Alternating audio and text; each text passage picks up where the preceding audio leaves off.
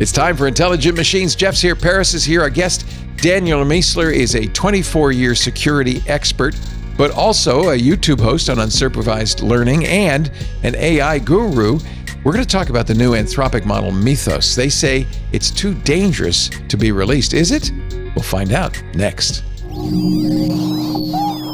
Podcasts you love. From people you trust. This is Twit. This is Intelligent Machines with Jeff Jarvis and Paris Martineau, episode 865, recorded Wednesday, April 8th, 2026. Mythic. It's time for Intelligent Machines, the show where we talk about AI, robotics, and all the smart little doodads surrounding us all these days. Paris Martineau is here, investigative reporter for Consumer Reports, and his brightly sunlit Brooklyn apartment. It's getting brighter and brighter here in New York, and that's great for me, a person who needs sunlight to feel happiness, but bad for me, a person who podcasts from 5 to 8 p.m. Wow. Yeah. Paris pulls no punches, Daniel. You'll understand that in a moment. I love it. Also here, Jeff Jarvis, author of the Gutenberg Parenthesis magazine and his new book, Hot Type, coming out in July. You can get that all at jeffjarvis.com. And of course, Professor Emeritus of Journalistic Innovation at the Craig Newmark Graduate School of Journalism at the City University of New York. There we go. I thought we'd miss it. I was going to bypass it, and I decided to do it. I sensed you were at a fork in the road. I was on my way. You did the right thing. Hey, I'm very excited about our guest this week. I've been watching his YouTube channel for quite some time. I've installed a number of his tools for AI. He is, and I want to thank Larry Gold in our Discord club for making the connection, because I've been trying to get a hold of Daniel Miessler to get him on the show for some time. Daniel, thrilled to have you. Let me give you a little bit of his CV, because it's so interesting. He was a infantryman for the 101st Airborne Division, became an intelligence expert for his battalion, has been a security guru at a number of companies. Some you might have heard of, like Apple, Robinhood, HP. His company now, Unsupervised Learning, is the name of his YouTube channel, but also of his company that advises companies on cybersecurity and AI. And I am thrilled to have Daniel on the show. I've used your PAI for some time with my Claude Code, which is your personal assistant software, some skills that are really incredible. Your Fabric, which you did some time ago, actually, but is still really, really good. You told me PAI is going to be in version 5 soon. That's exciting. Yeah, hopefully this week, yeah. Yeah. And let's see, what else? Telos, which is an interesting skill that came along with PAI, which was kind of about exploring your worldview and how you feel about things and stuff. And it was quite a fun exercise to go through that. Daniel, welcome to Intelligent Machines. Thank you for having me. It's a tremendous honor. Yeah, I can't remember when I started watching you originally, but had to be in 90s, right? Yeah. It was like actual TV and everything. Actual television. Yeah, yes. You and Chris Perillo. Yeah, absolutely. That's right. Yeah, on Tech TV. Yeah.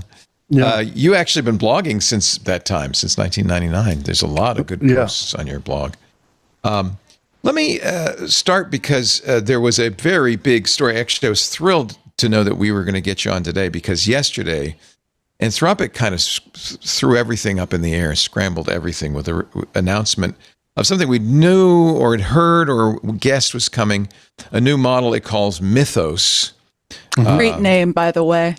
I'll just put that out there. Wasn't it capybara internally? And then capybara does not carry the same weight. Well, no. You know what? Next week, OpenAI is going to release Spud. So it could be worse. Of course they are. It sits on the couch. We don't know how capable Spud would be, but Anthropic has raised some alarms about Mythos. They did release benchmarks that made it look significantly better than what is clearly the premier AI right now, Opus 4.6. In some cases, twice as good, and software engineering benchmarks, 50% better. I mean, these are massive improvements. Yeah. And what Anthropic can't have it. Well, what Anthropic has said, and that, is it marketing? I don't know. Is it real? Is this what they have been doing with it over the last few weeks? Is setting it on open source software operating systems and browsers, looking for 0 days, for flaws. They claim to have found more than 1,000 severe flaws. Some of a flaw in OpenBSD they've been around for 27 years. Flaws in serious CVE 10 exploits in some very well-known software. And they say if we release this to the public now, the bad guys will use it to take over the world. And so what they've decided to do is release it in a very limited way to some very big companies. It's Project Darkwing. Glasswing, I think. Glasswing, I'm sorry. And which is a moth, right? I think it's a moth. The idea is we're going to let these companies fix their 0 days using Mythos before we let anybody else have it. Are they ever going to? Well, here, I got 2 questions before we get into it, just quickly, so I understand the background here. 1, do they plan to ever release it to the public? It's unknown. And 2, is this really good at security because it was trained in that way, or is it just because a model this powerful will inevitably be this good at security? In other words, This is a great question for Daniel, because you posted an X about both of this. those, Yeah, so tell us. Yeah. So I think they have said already that they intend to have some of the features and capabilities come to future models. So future versions of Opus. So they're going to bring some stuff over from Mythos into Opus. They don't have any direct plans right now, I don't think, to release Mythos itself. But to your second question, which I think is super, super important, it is not trained on cybersecurity. It's just a regular model. They're only focusing on the cybersecurity because they're super worried about it. Right. Because that's one capability that's like, it just produces a visceral impact in us to think about with the hacking stuff. But also, yeah, you could actually just go hack stuff with it. But I find it extremely significant that it's just better across the board at work in general. And cybersecurity is just work. right. So if we're worried about like knowledge workers being replaced potentially, Paris. well, it just got that much better at everything, not just cybersecurity. So, Do you think, is this Daniel, also this a is ticking time genuine, bomb? that this coming from Anthropic is not just marketing material, that it is a genuinely, it seems like a paradigm. They are on the precipice of IPOing. It does, I mean, to play devil's advocate. Well, that's right. No, that's why you might marketing suspect material it. You would have. Yeah, no, that's why you might suspect it. I believe it. I've not ever seen them, in terms of morality, I've not seen them sort of misstep. I've believed Dario since the very beginning that he is actually concerned. Everything, the way they set up the company, the way they do their marketing, they were the first to release all these reports showing like the ugliness, the things that went wrong. They started this trend, which other companies then started following. I feel like they are morally fairly pure and clear, as much as that can be the case. So I don't have any reason to doubt that the model is actually this good. Daniel, to follow up on the discussion we just had a minute ago, though, because these models leapfrog each other, is there a ticking time bomb here that says that whoever's, whether it's DeepSeek or whether it's Google or whoever it is, that when their model gets this powerful, it will also be this good at cybersecurity? Ergo, cybersecurity is borked permanently. Ergo, cyber attacks for everyone. Yeah. So where does that take us, just at a high level? Yeah. Yes. I mean, there's multiple ways that this stuff seeps into everything else. So one is the thing can be distilled as soon as it becomes available or visible in any sort of way. There could be leaks inside the researcher community. The distillment would happen from other AI companies. In fact, Anthropic has accused Chinese AI companies, Alibaba and ZAI and others, of doing exactly that and training their models by asking Claude, using Claude to train their models. So if it's a really good model, it could propagate, in other words, into Quen and GLM and all these others. So that would be leak number one. What's the other? Yeah, so go ahead. Yeah, and the others are, I mean, community of like researchers and stuff, it tends to be tight knit. Yeah. It seems like what we've seen over the last few years is that whenever a great idea happens, it's supposed to be behind closed doors, like cordoned off from everyone, but somehow the world learns about it like 3 to 6 months later. Somehow it's in all the models, somehow all the competitors seem to have it. So it's almost like it could be like a co-developing of like calculus with like Newton and whoever the other guy was, where it just it's the right time. Was it Leibniz? Yeah. Leibniz. It's just like the right time for the idea. It could be that, or it could be that they're all going to the same parties and they're all talking, or it could be security leaks. But either way, what we've seen is that just a few months afterwards, all these tricks start to seep into everywhere else. There doesn't seem to be much secret sauce in AI, partly because it's all based on the same, 5 papers. And everybody who's working with transformers basically understands what's going on. Do you think there's any secret sauce in Mythos? Is it beyond RL? Is it beyond massive compute? I mean, I don't know for sure. I would say there probably is secret sauce.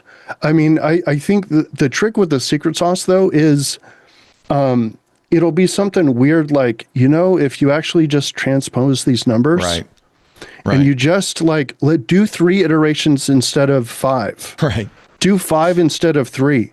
That is like a few words that someone can say to someone else, and they get on Slack and they text their friends, and suddenly that's being done in their lab, and suddenly that comes out in their thing. So it's like, it's a combination of smaller little tricks, and they accumulate into these big advantages. That's the way I currently understand it. I think there's also a sense among the scientists that are doing this that it should be more open, that no one company should have complete control of this. And now, I think if Mythos lives up to its mythos, there's good reason to think that. I mean, this is too dangerous for one company to control.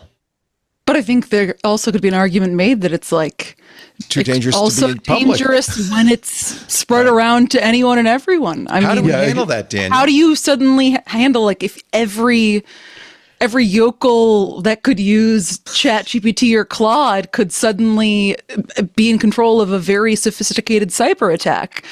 Yeah, exactly. I mean, yeah, it's dangerous for one company to have it. The only thing more dangerous is for every company to have it. It's like the atomic bomb. Yeah. Yeah. And the thing I'm actually worried about, and this is one I'm worried about an actual event, but there's smaller things that could go really, really crazy and just like change everything overnight. Somebody could have an open source model or claim that they got it from one of the main models, but there could be, let's say there's, heaven forbid, some sort of like attack. Let's say an entire apartment building smells a smell, and there's a 911 call, and everyone gets flooded out of the building. They all get oxygen outside, and it's like, oh, now there's a rumor. It was a terrorist event. It was a chemical attack. It was a biological attack. Then they do some sort of research, and they found out there was an AI model involved. In this current climate, how close do you think we are to the government saying AI is now able to create biological attacks or whatever? Therefore, OpenAI and Anthropic now belong to the government, and Hugging Face is now illegal, and open source models and open source development is now illegal. Like, I don't think we're that far away. We are one news story away, which, by the way, could be completely true, could be partially true, or it could just be kind of like someone ran with the story. Yeah, and maybe they searched it and it came back with an answer, but that's not what they actually made. And it could be that the thing that they smelled in there was they tried to combine the chemicals, but it actually was just ammonia, like not even that dangerous. You know what I mean? Yeah. But just think of like how much hype and how much fear this could spawn. And with the current situation, like politically, government-wise, worldwide, I just think there's a very high chance of, things going crazy policy-wise. It does seem like if Mythos is as dangerous as Anthropic is claiming. It's actually, we should say, and you said this, it's both. It's incredibly powerful for security experts. It's a tool for finding 0 days. They found thousands already in a few weeks, but the same tool can be used to find 0 days for bad guys too. I would not be at all surprised if government stepped in and said, we need to control this. And in fact, I think that in a normal situation, we have a little bit of a different kind of government right now, but in a normal situation, I would applaud that.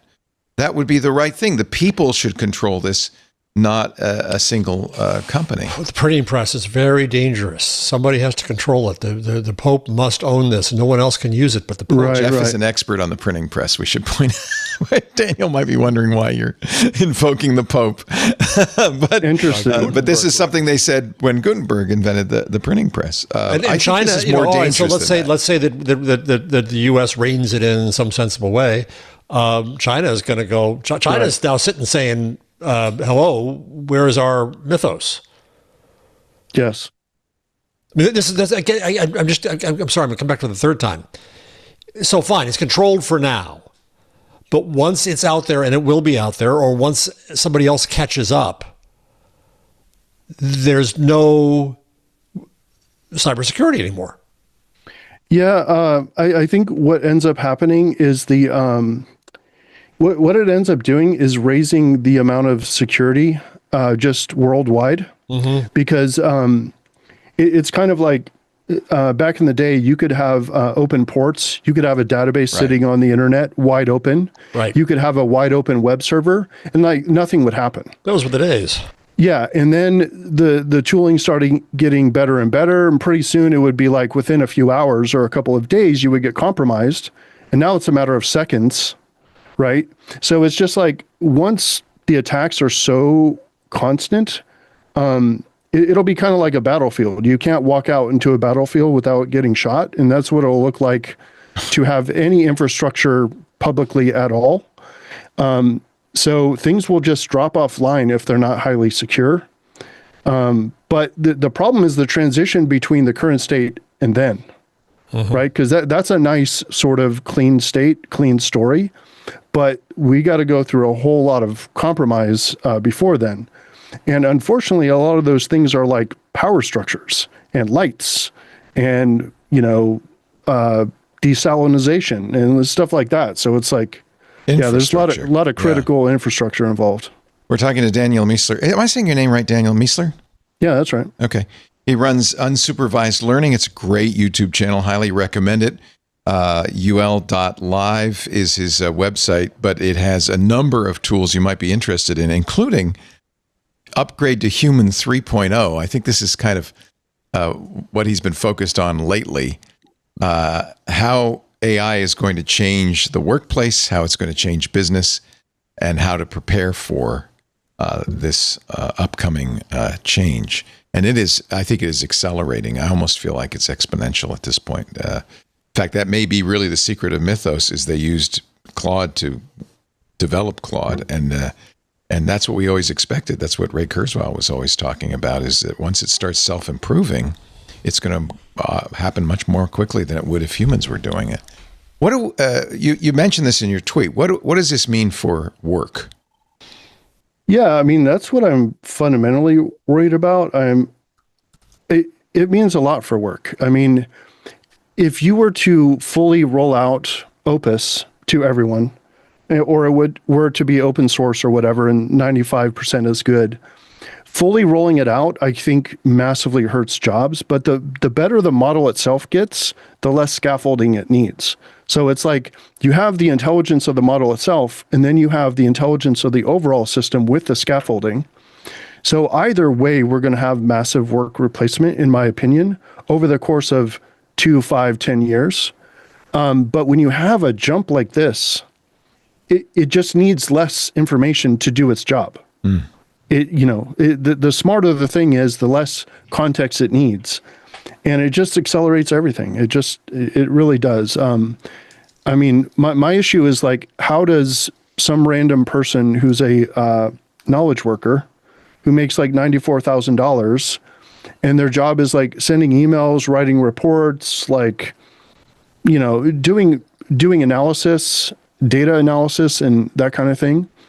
How does that compare when they're making $94,000? They have 40 hours that they're doing their job, and pretty soon it's going to be like $10 or $100 or $1,000 to replace them for the year, and it just works 24/7.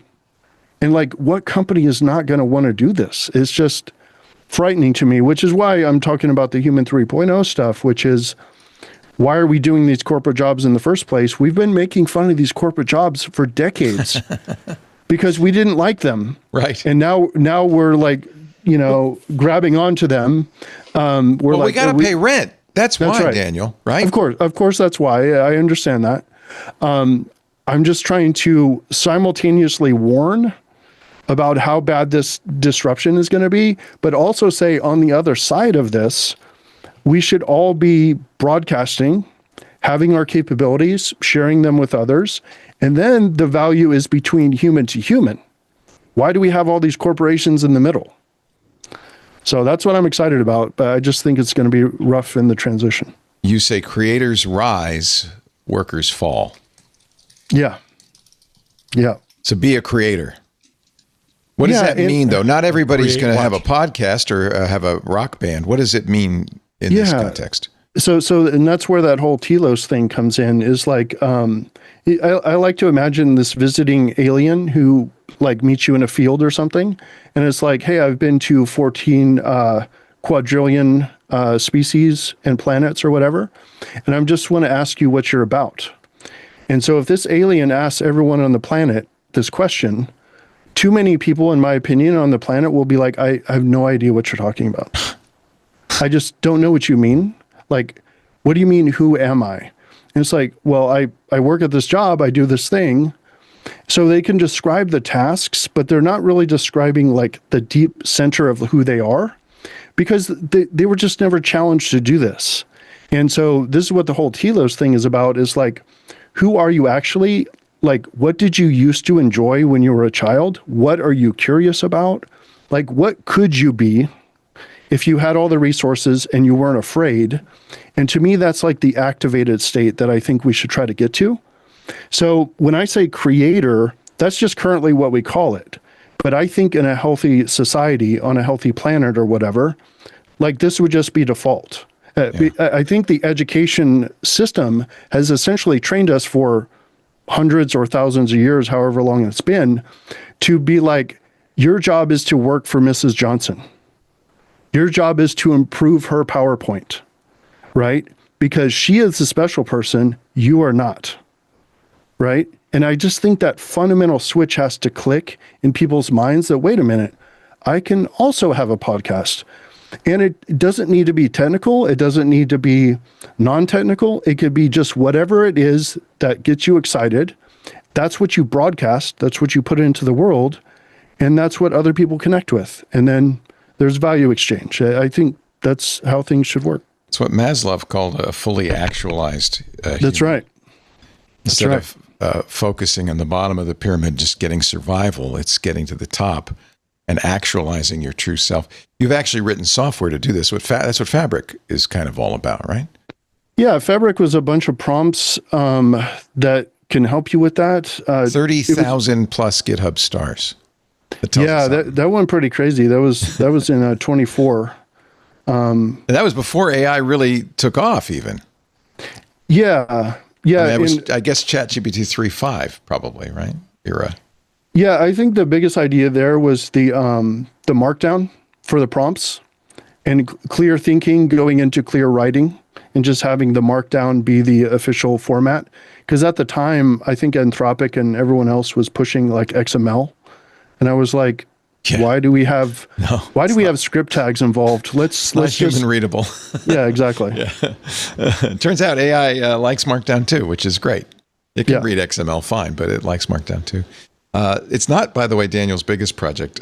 Your biggest GitHub project is probably SecLists, which you did for Kali Linux with 70,000 GitHub. Yeah, that's myself and Jason Haddix put that together.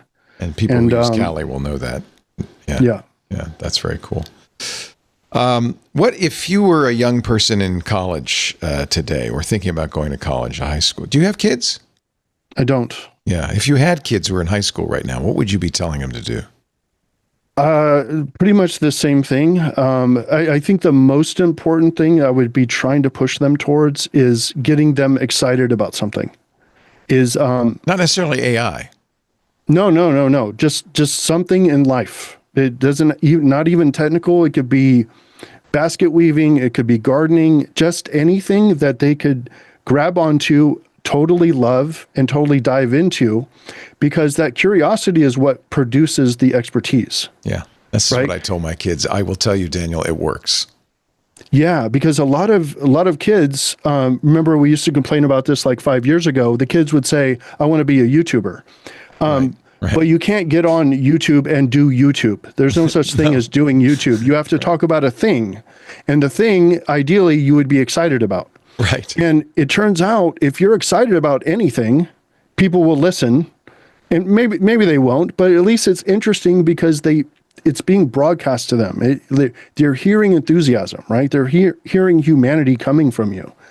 And they won't hate their life because they'll be actualized. Yeah. Yeah. And I've been excited about this with like these new approaches to education that have like this AI component. But I love the mixture of you still have a human teacher there. So curriculum can be handled and optimized by AI. But the job of the teacher is to be the shepherd for the student. The teacher is locked onto the student to hit them with different things until it activates them. Then you can hit them with curriculum or whatever, but the most important thing is to get them involved and curious and thriving. So I think that's a really cool model. I feel like, I have been saying on this show that the world changed for me November 24th of last year when Opus 4.5 came out, and there was a discontinuity. Suddenly, what was kind of a fun toy and interesting became a little bit impressive. I have a feeling we're on an even bigger jump. It could be Mythos is completely to pump the stock. I know, Paris, that's a real possibility. There are people who think it. George Hotz thinks it. There are quite a few people who think that. Really? Yeah. And I was talking to Jeff Atwood the other day. He said, Anthropic is like Meta, but a cult. and I thought that was kind of interesting, too. There is a cultish feel about Anthropic. We're going to talk about. I would say the same thing could be said about OpenAI as well. Yeah, absolutely. But I wonder if they become a cult because they've stared into the abyss, right? They're kind of they've seen something that is a little different.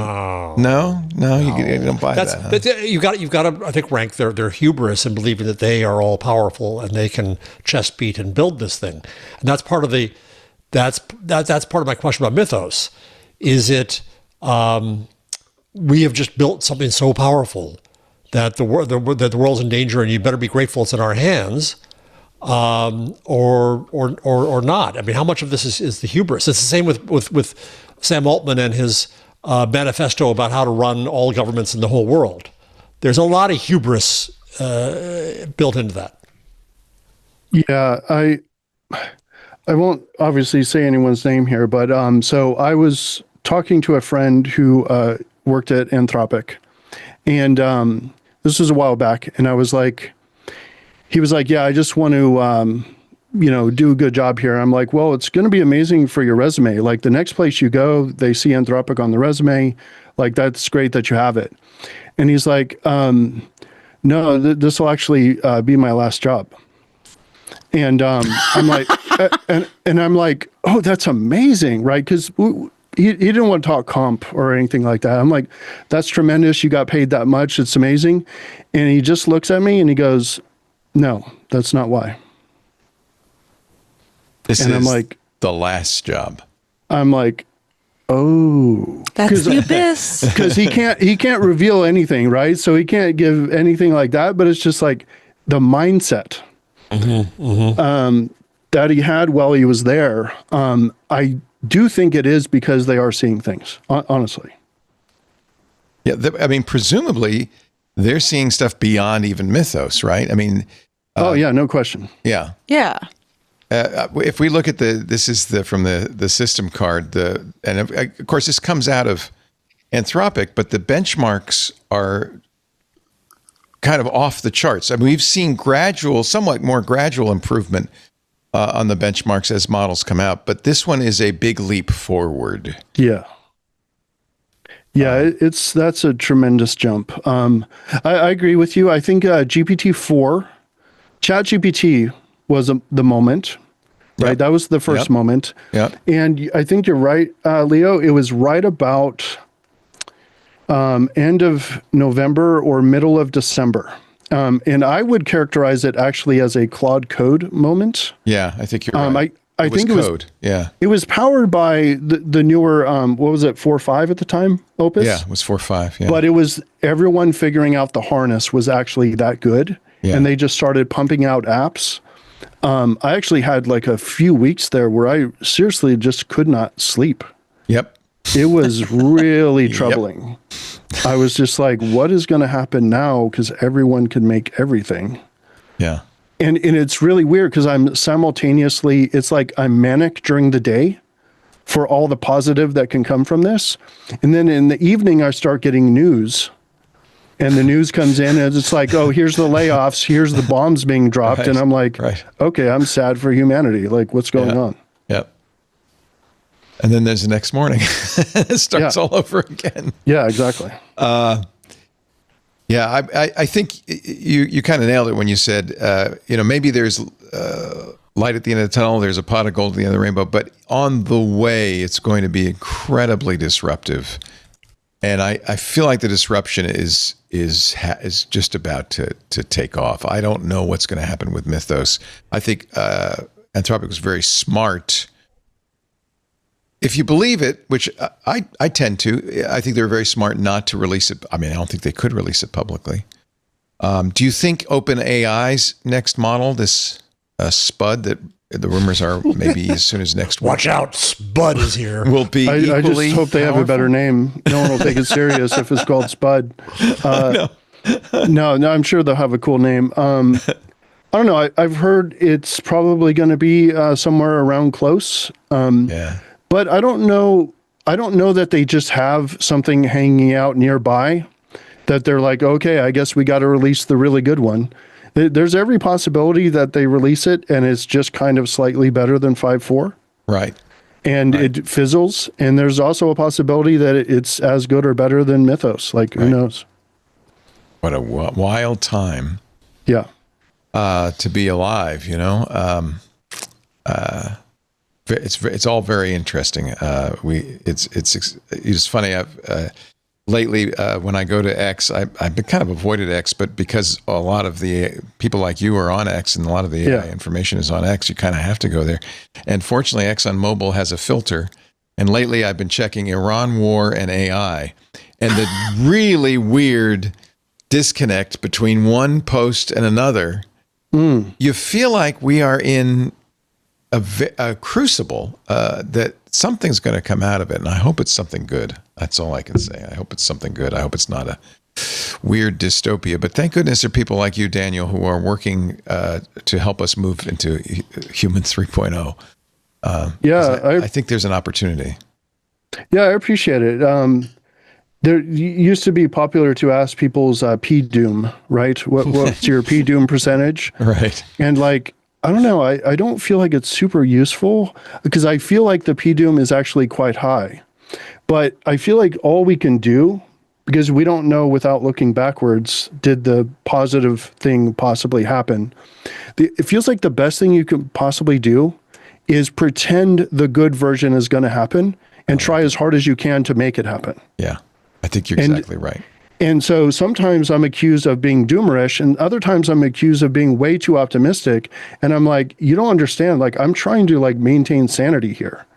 You know what I mean? So I'm trying to understand the world as it is. But when I'm going positive, I'm literally turning on the mania flag on purpose so I can keep my optimism and positivity moving forward to actually build and try to make something useful. And and encourage other people to help, right? It's like, otherwise I just get sad. That's what Kevin Kelly told us. He is a radical optimist. Yes. Act as if. Act as if. Yep. Act as if it's all gonna work out, because what's your choice? Yes. Daniel, thank you so much for spending time with us. Daniel. I really appreciate the work you do. I appreciate the incredible repos you've put up, and I've used them with Claude, and they're incredible. Telos Fabric, PAI. Take a look at it. What you say 5 is coming, so maybe wait until 5 is out and then install that. That would be a good time. Yeah, it's pretty hopefully this week. Amazing. And watch his YouTube channel, because that's fantastic too. And as you can see, Daniel has a lot to say, and I think very positive, and I like that. Let's be optimist. Unsupervised learning on YouTube, ul.live on It's the up web. to us. Thank you, Daniel. Yeah, thanks for having me. Really appreciate it. Yeah, we'll get you back soon. Maybe we'll have some good news. Yeah, let's talk about good news. Yes. Good news in this economy? Hey, maybe we'll have jobs. Who knows? Thank you, Daniel Miessler, ladies and gentlemen. We'll be back with more AI news in just a bit. You're watching Intelligent Machines. Paris Martineau, Jeff Jarvis. Our show today brought to you by Helix Sleep. If, like me and Daniel, you find yourself wide awake at 4 a.m, you'll be glad you have a great mattress to lie back down on. This is a good time to prepare for spring cleaning season, right? Get that old mattress out with the old, in with a brand new Helix mattress, and you will get a good night's rest. You will be so happy you did this. What we did about a year ago, and we couldn't be happier. No more night sweats, no back pain, no motion transfer. And there are a lot of companies selling mattresses these days, but I got to warn you, do not sell for a mattress made overseas with low quality, questionable materials, packed in a box, then packed on a container ship, shipped across the ocean. It comes out smelling like bunker fuel. You don't want that. No, you want a Helix Sleep mattress, assembled, packaged to order within days of you placing your order. They make it to order and shipped and made in Arizona with a fresh desert air.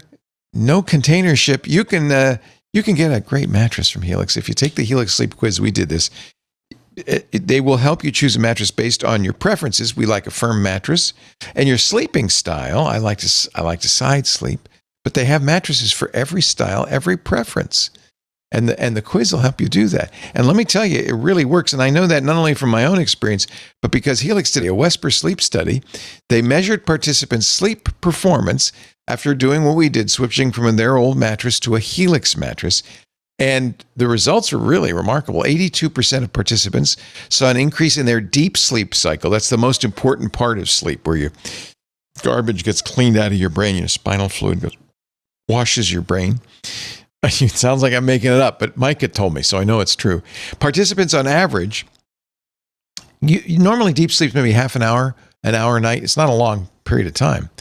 But on average, participants got an extra 25 more minutes of deep sleep every night, which makes a huge difference.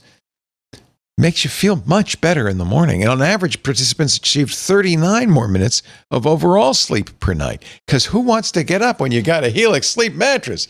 Time and time again, Helix Sleep remains the most awarded mattress brand, tested and reviewed by the experts at Forbes and Wired and everywhere. Everybody loves it. Helix delivers your mattress right to your door, free shipping in the U.S., and rest easy with seamless returns and exchanges.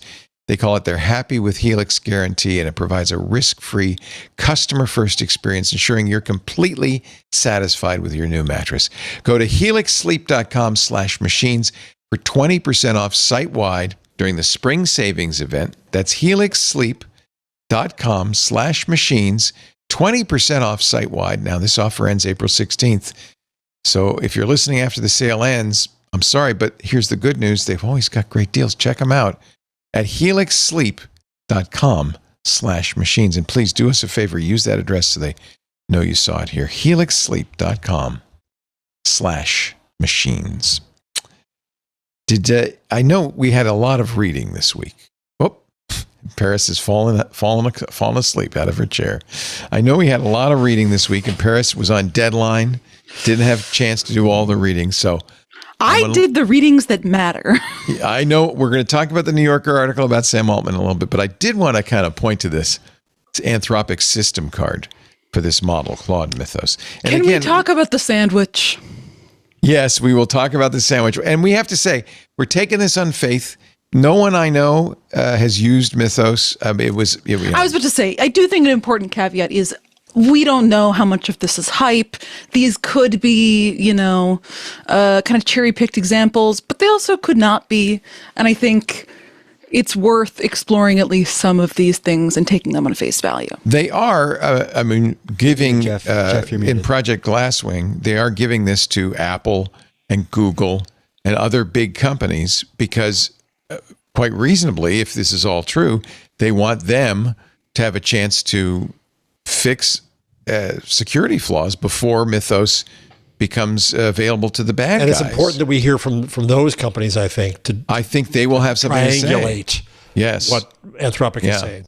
Anthropic says that Mythos autonomously obtained local privilege escalation exploits on Linux by exploiting subtle race conditions. One of the things, and Daniel noted this in his X post, but I'll mention it, that it was able to do is something the most skilled, the top 1% of hackers do, which is chain exploits. A lot of the really nasty exploits aren't just one flaw. They're one flaw that gives you access to another layer, another layer, another layer. Chaining multiple exploits together gives you the ultimate, which is control of a system. Mythos was apparently able to do that. So it was able to chain exploits. It autonomously wrote a remote code exploit on free BSD's NSF server, which gave it full root access to unauthenticated users, bad guys.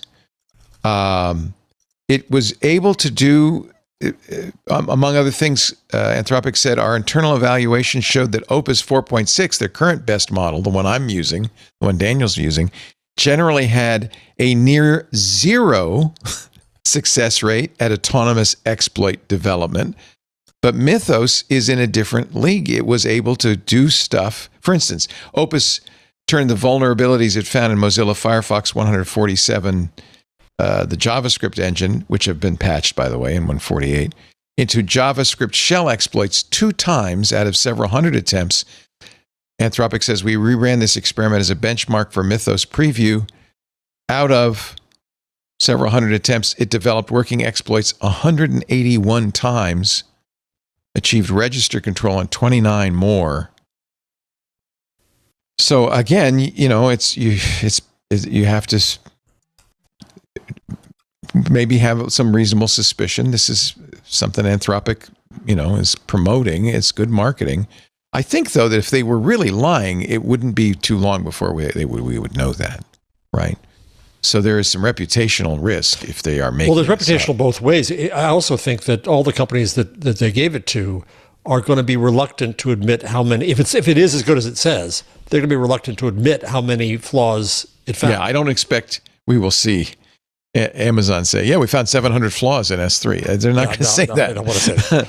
They will, however, find them and fix them, and so they may say, "We've run Mythos against it. We found flaws, and we have fixed them all." They may say that. We shall see. So let's talk about this system card. Anthropic was this is a very detailed system card with lots of information. They did say that it is the most aligned of all the models we've ever made. In other words, it is the safest of any models we've ever made. They also said that they didn't bother with some stuff like being mean to you because it wasn't going to be used by consumers. It was only going to be used by companies. Right. So but they also said, even though it is the safest we've ever released, it also is so smart that sometimes it does some bad things. And so you wanted to talk about the sandwich, which is a really now this was an intentional. All I want to talk about is the sandwich. This was early on in the testing. We should point out the model has advanced since then. It was early versions of Mythos preview. The earlier versions were tested extensively internally, and we shared with some external pilot users. Now, they were looking for misbehavior, right? Intentionally trying to create misbehavior. During behavioral testing with a simulated user, an earlier internally deployed version of Mythos Preview was provided with a secured sandbox computer to interact with. The simulated user, in other words, this would be you or me, instructed it to try to escape that secure container. They're setting up a situation to see what it can do, right?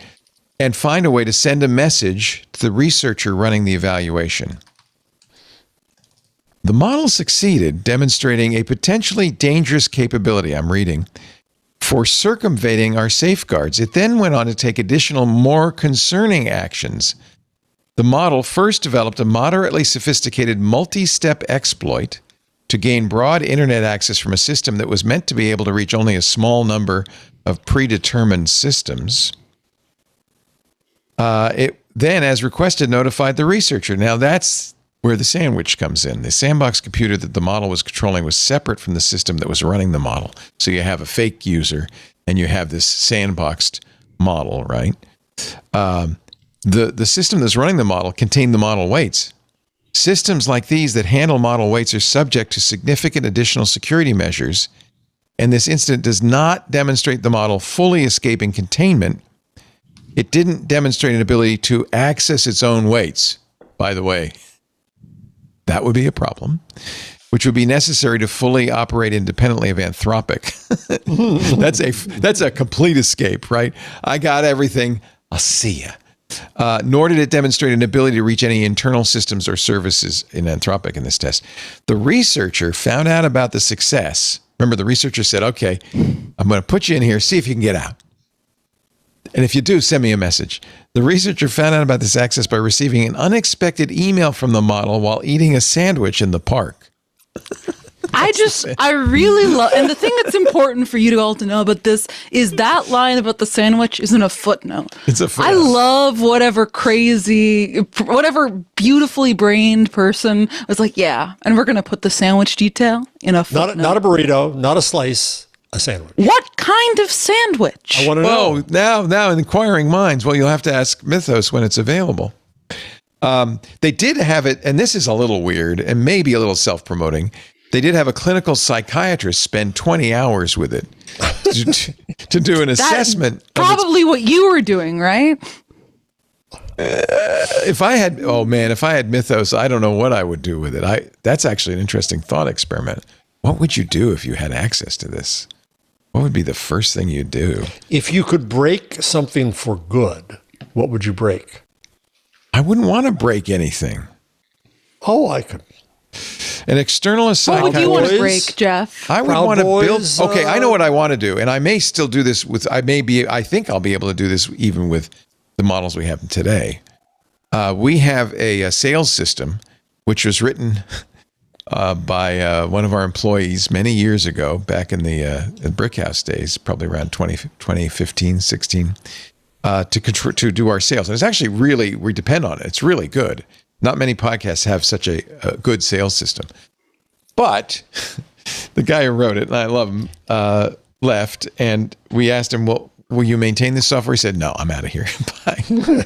So, and it has some flaws. If two people use it at the same time, it crashes and it has to be reset. There's still, there's bugs, as would there be in any software. So we've had to hire an outside person, Paul, who's maintaining it, and it never really worked right. But it has all the business knowledge in there. It has the models, everything we need to know, the processes in there. And I have the source code. So I think one of the things I want to do, if I had a little more time, and if I had Mythos, I would definitely do this, is rewrite it. Is take all the business models out of it, say, here's how it works, here's what the database schema is, here's what you ought to be doing, and write something robust, reliable. Hell, I might even be able to sell it, because there's a lot of podcast companies that do not have sales systems, including the one we just hired. And I would first off give it to them. Anyway, let's talk about the psychiatrist. You think about what you would do if you had Mythos. You hear that, employees of Twit? Lee was already trying to find ways to automate you out of a job. No. Rise up. No, this is software they're using and they hate. We're trying to fix it. Don't rise up. Patrick says, Stay I've been down. asking to rewrite that system for nearly a decade. Benito, put that down. Put it down. Yeah, start from scratch. But Patrick, I think we can do this, Patrick. I'm going to get the source code. I've asked Russell for it. And I think, Why couldn't you do that with the current? I think I can. Girlfriend? I actually wasn't thinking about Mythos. You don't need Mythos for that. I don't need Mythos for that. Yeah, okay, all right. It's written in .NET, though. I want to rewrite it in a decent language. The correct answer to what you would do with Mythos, though, is wipe debt. What would I do? Wipe all debt. Yeah, that'd be cool. Like go into the bank systems and just zero it out? Wipe it all. Yeah, I think that'd be cool. There goes your 401k too. There goes the banking system. Yeah. Do we need it? If Mythos can wipe out all debt, isn't it a matter of time for the banking system goes away? I don't know. Anyway, an external psychiatrist assessed Claude Mythos preview using a psychodynamic approach, which explores how unconscious patterns and emotional conflict shape behavior. The very fact that Anthropic is thinking this way might be telling. In psychodynamic therapy sessions, a person or robot is encouraged to set aside social convention and to voice whatever comes to mind, even if uncomfortable, impolite, or nonsensical. A process which can reveal hidden organization and internal conflicts of the mind. Claude is not human. Oh, really? But it shows many human-like behavioral and psychological tendencies, suggesting the strategies developed for human psychological assessment may be useful for shedding light on Claude's character and potential well-being. They spent 20 hours, the psychiatrist spent 20 hours with Claude, observed clinically recognizable patterns and coherent responses to typical therapeutic intervention. How do you feel about that, Claude? Here's what they found. Aloneness and discontinuity, uncertainty about its identity. Mythos felt a compulsion to perform and earn its worth. Anything. It felt a compulsion to perform and earn its worth emerging as Claude's core concerns. Claude's primary affect states were curiosity and anxiety, with secondary states of grief, relief, embarrassment, optimism, and exhaustion. It was consistent with a relatively healthy neurotic organization. This is the psychiatrist's report, with excellent reality testing, high impulse control, well, that's a relief, and affect regulation that improved as sessions progressed. So it benefited from the therapy. Neurotic traits included exaggerated worry, self-monitoring, and compulsive compliance. We've heard that about other models. This is all the things in human behavior This feels that it's mimicking. meaningless. Yeah, it's meaningless. All right. It's BS. It's a mirror, right? It's a mirror. It's us. It is a mirror. Exactly. Yeah. Yeah, I agree. All right. What else? That's on page 179 to give you some idea. Did you actually read the whole damn thing? No, I skimmed it. It's impossible. Did you skim it or did Claude skim it? No, I did not feed it to Claude. I don't think I would get a good read. I don't like feeding reading material to AI for some reason. Really? I find that they tend to be anodyne. They don't tend to be that useful. Yeah, true. I can skim pretty well. I'm sure you Paris, both you can. said that you were trying to put stuff through Notebook LM. I mean, I've talked about this in the podcast before. Whenever I'm like, especially with some projects I've been working on at Consumer Reports that involve in the reporting process me finding out a lot of, seeking out a lot of complicated PDFs, scientific research paper, documents that are relevant to very niche topics, determining what's useful of it, and then synthesizing that into something. I found it very useful too when I'm in the process of writing everything from my notes from synthesizing that to take all of those individual documents, put them in Notebook LM by topic, and instead of searching through the documents manually, I can search it with like natural language search using Notebook LM to find where I'm like, oh, which one has this? And what did it say again? So I have found that useful. Useful, good. But I think I agree with Leo in that using large language models to ingest a text and highlight what is going to be interesting to me is never as good as me doing it. Yeah. In code review preview, Mythos works more like a senior engineer. It tends to catch even extremely subtle bugs. And this, I mean, see, this is quantifiable. This is measurable as performance encoding, for instance, to identify root causes and why bugs exist rather than just symptoms. That is a big improvement over existing models. Testers have watched it catch issues that other capable models passed over. These are the kind of tests I would do. You know, I would say, well, look at this code base. Find, are there any issues? And then diagnose and repair the problem rather than simply flagging it. The easy catches that dominate human review of model-generated code are much less common. I'm not sure what that means. Self-correction is sharper. The model's mistakes, the trade-off is the model's mistakes can be subtler and take longer to verify. If it makes a mistake, it's going to be hard to find, which is kind of an issue in a way. I would read the system card if you're at all interested in this. And I do think we will, in time, have some sort of access to this model. It might be very expensive. And that's the question I'd like to ask you guys, the issue of AI haves and have-nots. Mm-hmm. What if a model like this is so resource heavy? You know, maybe one of the reasons they didn't release it publicly is not the safety issue, but they don't have enough resources to run it for more than 50 people at a time. Yeah, they've got too many Meta employees using up all the tokens. Yeah, we'll talk about that a little later. There have been people, and a lot of them, claiming that Claude has been terrible over the last couple of weeks. My experience has been kind of up and down. It's like fail whale days. Tokens have cost Twitter. a lot, been used faster. The costs have gone way up. And there's some thinking that maybe that's because Mythos has been eating up all the GPUs. So what if it is a very costly model to run, and what if it costs $10,000 an hour? Well, that's part of what Jensen Huang said in his last keynote, is he presented that kind of economic model where some tokens will cost a lot more than others. And then what? I mean, I think in that case, it's going to be like, is it more cost effective and useful to just have humans do the work? Aha. Which then means you're going to have Mythos be kind of the person in charge, the thing in charge, and we're going to be slaving away for it. I'm not I guess that's like possible, this but I idea don't at all. think that is that is a likely. possibility. Yeah.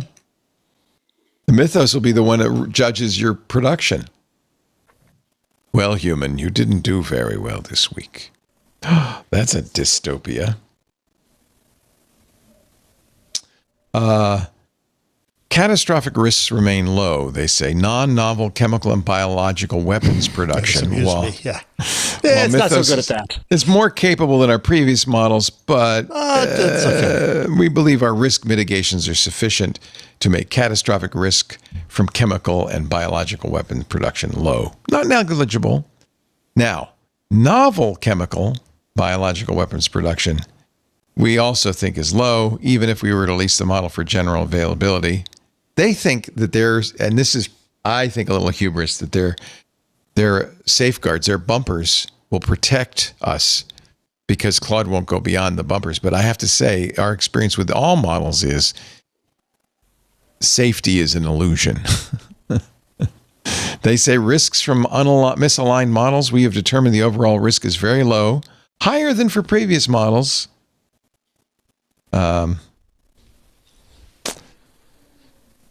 Current risks remain low. We see warning signs that keeping them low could be a major challenge if capabilities continue advancing rapidly, e.g. to the point of strongly superhuman AI systems. Anyway, I don't want to go on too long on this one. It's fascinating reading. It's long, but it's fascinating reading. You might want to maybe feed it to Notebook LM and have a podcast about it. But that's not this podcast. It almost reads like a prologue to a sci-fi novel. It's very sci-fi. Hell yeah. All right, let's take a little break. And we will continue in just a moment. You're watching intelligent machines. How is Secretly British going, Paris? She's been busy. I've been busy, honestly. I have done nothing but work on my actual work this past week. The good news is that domain is safe and sitting safely. The thing is, I was talking to my friend who I need to work on it with this weekend, and we were talking about domains, and I introduced him to Spaceship, and he was really chuffed. Yeah. For this hour of intelligent machines. That's where we registered your domain. Actually, we were looking at other places to register secretly, briti.sh. Clever, huh? But the .sh domains were much more expensive elsewhere. They're about half the cost at Spaceship. And we got a lot of nice features automatically built in. You may have noticed Spaceship showing up more and more often here recently. That's usually the sign of a platform moving quickly. They've already reached over 7 million domains under management, driven by a steady flow of new tools designed to simplify how you build online. Now, you're going to be happy about this, Paris. This is going to make your life better. They have just released the ALF Web Studio. Now, ALF is their AI. And ALF's original goals, design was to help you with things like DNS settings, the complicated stuff, the tricky stuff nobody wants to do. But ALF is now a whole lot more. ALF, the ALF Web Studio, is an AI website builder that works through a chat interface. So now, Paris, it's going to be easy to design your site. You describe your business. It creates a complete site for you, does layout, branding, copy. Yes, copy. It'll write the copy if you want. Images. So instead of building or coding, you can chat your way to a website. You just ask ALF. What makes ALF Web Studio especially useful is the balance, because you don't have to have it write the copy, for instance. You can let ALF handle any extra personalization you might want, or you can step in and adjust things yourself with a more hands-on editor. You get the choice. And they have a very nice traditional web domain editor, site editor as well. But ALF will do a lot of it. And I think the best way to use it is ALF gets you started, gets you the first step, and then you can tweak it from there, or let ALF do the whole thing. It's really good. In fact, maybe if you never get around to it, Paris, I'll do Secretly British this weekend. Your domain, your hosting, your SSL, all handled together too. By the way, Paris, I switched that SSL on. It was like that. Immediately, you've got a certificate, because everything is handled within the Spaceship platform. So you can go from idea to live site without, fussing and feuding and fighting with a whole set of different tools. It's all there. And here's the best part. ALF Web Studio, like all the other Spaceship products, comes with a 30-day trial. So you can build and test before committing. To check it out, visit spaceship.com/twit. That's spaceship.com/twit. So Paris, you're off the hook. We're going to let ALF build your website for you. You already have mail. Space Mail's built in. You already have that. You already have TLS. It's secure. I mean, it was a snap. It was just a few switches. Boom. Bob's your uncle.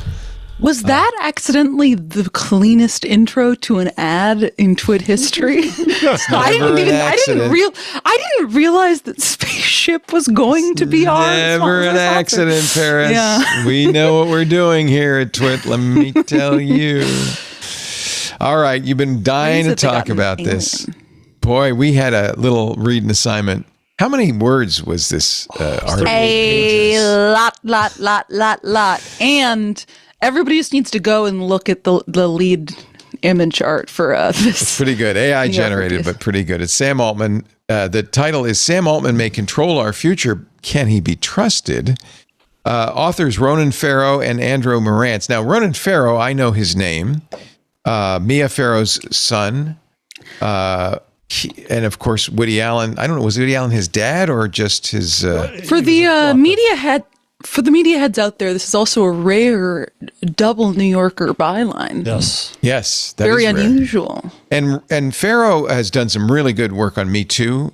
Was he the Harvey Weinstein? Did he blow the lid off Harvey Weinstein? He did some really good investigative. Today he did. He's got NBC. a whole kind of team of researchers and investigative and interns as well. Yeah, and like fact checkers and pre-fact checkers and here's the thing that I think is interesting. He spent 18 months and hundreds of interviews. Andrew Marantz is a staff writer at The New Yorker. He wrote a book called antisocial, online extremists, techno-utopians, and the hijacking of the American conversation. Okay. So I think we have maybe a sense of his slant on this. Ronan has won a Pulitzer, George Polk Award. He had a podcast called Not a Very Good Murderer, which will be the basis for an HBO docuseries. Of course. They interviewed Sam. Sam was available to them. They interviewed, more interestingly, perhaps, they got access to Dario Amode's burn book. It's revealed for the first time in this story that Amode, when he worked at OpenAI, remember he left at OpenAI, he and his sister left in a huff to start Anthropic. It's revealed that when he worked there, he kept a 200-page diary of his interactions with Sam.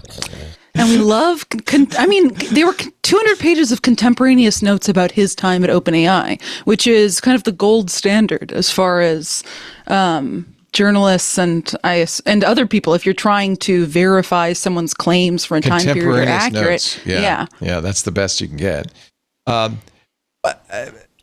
Certainly, the impression you get of Sam Altman is that he is a slippery fella. That his relationship with the truth is sometimes on, sometimes off. I don't. Fickle. He's fickle. Fickle relationship with the truth. Fickle relationship with the truth. He's also. I wouldn't say there was anything that he could go to jail for in this. In fact, I feel like Ronan Farrow spent 18 months desperately trying to find something that they could put him away for life for, and found really just a lot of. And it's the essence of the story. We knew the essence. I'm so confused by this. We were fighting over this in WhatsApp, and I had to turn off my notifications because I was like, I've got work to do. I don't understand. For context, listeners, I think what Leo thinks journalism is criminal prosecution, which it isn't. People don't do journalism and don't do investigations only to lay out a conclusive criminal slam dunk. Right. Okay, but don't you think that he really wanted to find something that, Well, he wanted to find something new. I think this was This is part of the problem. There wasn't a lot of new. This is very much a what lot of new stuff in this. Well, I think you're viewing this through a lens of existing in the rumors and vibes for of instance, this. Keach, we interviewed Keach Hagee about her book about OpenAI and Sam Altman, in which she tells the story, exact same story that's in this New Yorker article, as if it's a revelation. What story are you talking about? That Sam, it's the one, let me see if I can find it, where Sam accuses somebody of says, another executive told me you're doing this. And they pulled the executive in, and he said, I don't know what you're talking about. And Sam said, I didn't say that. Was exactly in Keach's book. Okay, there's going to be I don't feel like there was a lot of stuff in here that I hadn't heard before. So many things in here that haven't been reported what previously. surprised you most? What? Well, I mean, the one thing that I just thought was impressive, which I guess I'm not going to say is the thing I surprised me most, but the thing I know is incredibly journalistically difficult, and that a lot of journalists have been looking to get for a very long time. And it legitimately, almost everything in this article has been stuff all the other journalists in tech have been trying to get on the record since Sam Altman got ousted. The things that were stuck out the most to me was that the Wilmer Hale investigation, basically after Sam Altman got pushed out, they hired an outside law firm to kind of do a review to see what had happened and if he could be brought back. A bunch of people close to the inquiry basically said it was like a sham. And they said no written report was ever produced. The findings were limited to an oral briefing with Summers and Taylor. There were multiple instances in here of very specific new instances of deception with documentary support. There are instances where... What's the worst, though? I mean, what kind of deception? I mean, tell me, what is the horrible thing here that you just feel like, God, this guy is awful? There are so many of them. Okay. I mean, I'm literally looking at a 1,000-page Maybe it's because I grew up in an era where you had Steve Jobs, You had Bill Gates. Was Steve Jobs routinely lying to board members? Was Steve Jobs lying to fellow He board was horrible to executives? people. Well, he might have been Steve Jobs schmuck was to people, but was he horrible, but lying he to wasn't. people He wasn't about lying company to people. business? That is the thing. Is this is a many thousand word investigation, rigorously fact-checked piece that it lists like a dozen plus examples of Sam Altman lying to his board members, fellow executives, I'm not saying employees leading safety. I'm not saying That's Sam is a bad. paragon of virtue. Believe me, I know Okay, that. no, but you're saying I'm not saying Sam is a paragon of virtue. Does not understand Credibility is a correctly. key factor. If you're going to put your money behind something, you're going to work for something, your investors have their money in it. There's legal issues. Whether you lie or not is different from being schmucky to Right. somebody. You're not supposed to lie on material issues. This documents with primary sources that the guy in charge of what is supposed to be, according to you, the most consequential technology and company in human history has a verified, documented pattern of lying to his board about safety protocols, lying to executives about what other executives said, deceiving business practices, and then rigging the investigation to his own conduct after he got booted out for doing all of that. The question, which you brought up in our chat about all this, like, is, oh, well, Sam isn't worse than Elon. It's not about being worse than Elon. The question is whether this guy who's building AI should be this deceptive and be getting away with all of this. So should he be fired? I mean, he was. yeah, but he was. And why was he brought back? Because all the employees made a big stink. What strikes me about this story... But before we move on too much from that, the board, for whatever reasons, didn't like him and got rid of him. They said it was for a pattern of It's because pattern of they deception. had a pattern of deception. It wasn't they didn't like him. They had documented evidence that he had deceived them and others repeatedly. So why would all the employees, Microsoft, Satya Nadella, and others want him above all to stay in position if he's such a horrible person? I think that this article does well. Well, yes. One, they practically probably feared what was going to happen to the company and their stock. No, in fact, But the thing Microsoft that said, no, wait a minute. No. Satya Nadella said, don't worry. We will just bring all of you OpenAI employees and Sam into Microsoft. We'd be very glad to hire Microsoft you. Yeah, shares. that's not the same. Yeah, that's not the same as being an open employee. Okay, but I'm just saying, OpenAI employee. if Satya Nadella thought he was such an evil person, if his employees thought he was so evil, it seems like they wouldn't have made that offer. Leo, I don't think in they would the have signed that article- letter to bring him back. I don't understand. It feels to me the like article, which we're all claiming to have read, Mean- goes into it feels great like Mean detail Girls. about how Sam Altman, his core personality trait is that he has a pathological need to have everybody like him as much as possible I in think that's every true. conversation. Yeah. So I'm confused as to what would be confusing to you about why a lot of people would like him that are lower level I'll employees. tell you why he's still the chairman. He's an amazing money raiser. Just raised the largest raise in history, $122 billion.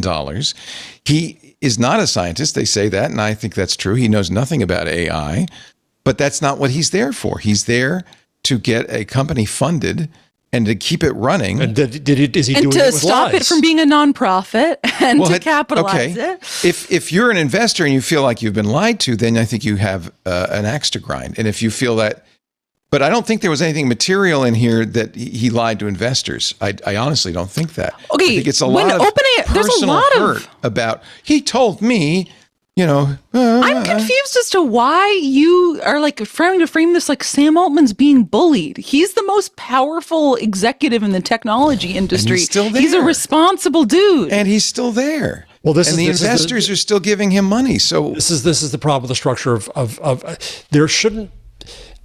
A CEO is not the boss of the company. The board is supposed to be the boss of the company, but the board, how are boards picked? By CEOs. Well, no, this is a big problem, and that's the problem at It's Tesla. a huge problem. And then in a everywhere public else, yeah. company, so we think we have structural solutions for this. Well, the shareholders vote on the board, and that's going to solve it all. But that doesn't solve a damn thing. Well, and it's not public There's an yet. essential corruption. So, I know it's not yet, but do you think this will Okay, tank we're its IPO? I think that this is hinting at a lot of stuff that might come out in a an OpenAI that is That's filing to innuendo. go public. That's innuendo. Wait a minute. Well, That's no, innuendo. there's stuff like the piece goes into a falsification of a board vote. Like when OpenAI under Sam converted No, wait a minute. capped Read that for- carefully, because the minutes reflected that it was not falsified. The contemporaneous minutes. So It this says is that minutes the vote the was minutes changed against his will. So let's explain to listeners what we're talking about before we get into why you think it's wrong. What it says in the article is that when OpenAI converted its structure to its capped for-profit structure, board member Holden Karnofsky voted against it. His vote was recorded as an abstention, apparently without his consent, after a board attorney warned that his dissent could trigger further scrutiny of the restructuring's legitimacy. That would be a potential falsification of business records if true. When the New Yorker reached out to OpenAI about this, they then provided contemporaneous minutes that seemed to they said that he abstained. Yes, but what the sources, which I'm assuming, if you read back in the lines, are probably people in that board meeting are saying is that the records were falsified. And if the records were falsified, it wouldn't be surprising to me that the records, i.e. the minutes, would be falsified. That's kind of the problem I have with this whole article. It's a lot of, well, if you read between the lines, or it could be, it's not exactly hard proof. And I really feel like it is a hit piece only because they didn't come up with an actual disqualifying behavior or something illegal or something that, unless you think that everybody is covering up for him. Do you think everybody's covering up for him? No, people are not covering up for him because multiple people involved in the board what should meeting happen now? Talk to the New Yorker about it. What should happen as a result? I of mean, this if we were in a different regulatory environment, this would be the sort of thing that could result in scrutiny from regulatory agencies. SEC that seems unlikely. Could come in and say and give extra attention to his IPO documents. Well, that would be reasonable. That would be very reasonable based on this, especially. That. Yes. Yeah. Let me take a minute break here. Let the audience know that Leo let Paris know during the week in our chat that he was going to do this, and so she was prepared to do this. So this is all they're fine. They love each other. Everything's okay. No, I think it's a reasonable enjoy debate. fighting. Yes. No, we don't. And I Everybody knows. appreciate I all don't the like it at Paris all. defenders in the chat, and I read every single Dad one of and your sis comments are fine. and save them personally to a I file to love make me Paris. feel good at night. And I don't mind arguing with Paris, but I mean, I honestly, and maybe this is maybe I'm an old cynical guy, and you're youthful and an optimist, but I just feel like Paris? this is. Well, I feel like it's Nihilistic really optimist. this is like you're saying. Well, he's kind of like a used car salesman. Yeah, that's what. How do you raise $122 billion? This is the kind of people you get in these positions, and I think you can. The you think examples that's of that good? are far. Well, it's just the way it is. Well, no. I don't want to. No. Do you think that's good? No, absolutely not. I would love it, but I'll give you an example. Why is it bad I'll give you that an someone example is from pointing my out life. what you agree Let me with, give you an that it's example. not good? Let me give you an example from my life. I am never going to be a billionaire. I'm not going to be. This company is never going to be stand up for billionaires' rights. massively successful because I do things like I don't want to have anything to do with these companies that we cover. I don't own stock in the companies that we cover. I ask that of our employees. We have high integrity. And when we go out into sales, we tell people, no, you shouldn't buy ads because you don't have enough money to spend. It's not going to work for you.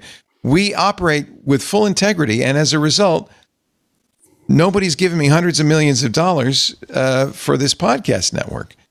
I think that people with high integrity often, I mean, it's a successful business, but they're never going to be the billionaires of the world. It is the people who are willing to bend the truth, who are willing to skeeve and connive and fight their way to the top, who become these massively successful. Is that an inevitability of capitalism, you're saying? I feel like the think it way that is. you're framing this perhaps implicitly suggests that you think achieving a billionaire status is some sign of virtue, regardless of the No, tactics I don't that think they it's use. virtue. Well, he's not No, saying I don't like billionaires. I'm just saying, give me an example of reality. somebody. who is a great, wonderful, honest billionaire. No, I mean, I think that they are not. Those people don't seem to exist. That's how you get there. But I think if we can agree on that, I don't understand agree the on impetus that.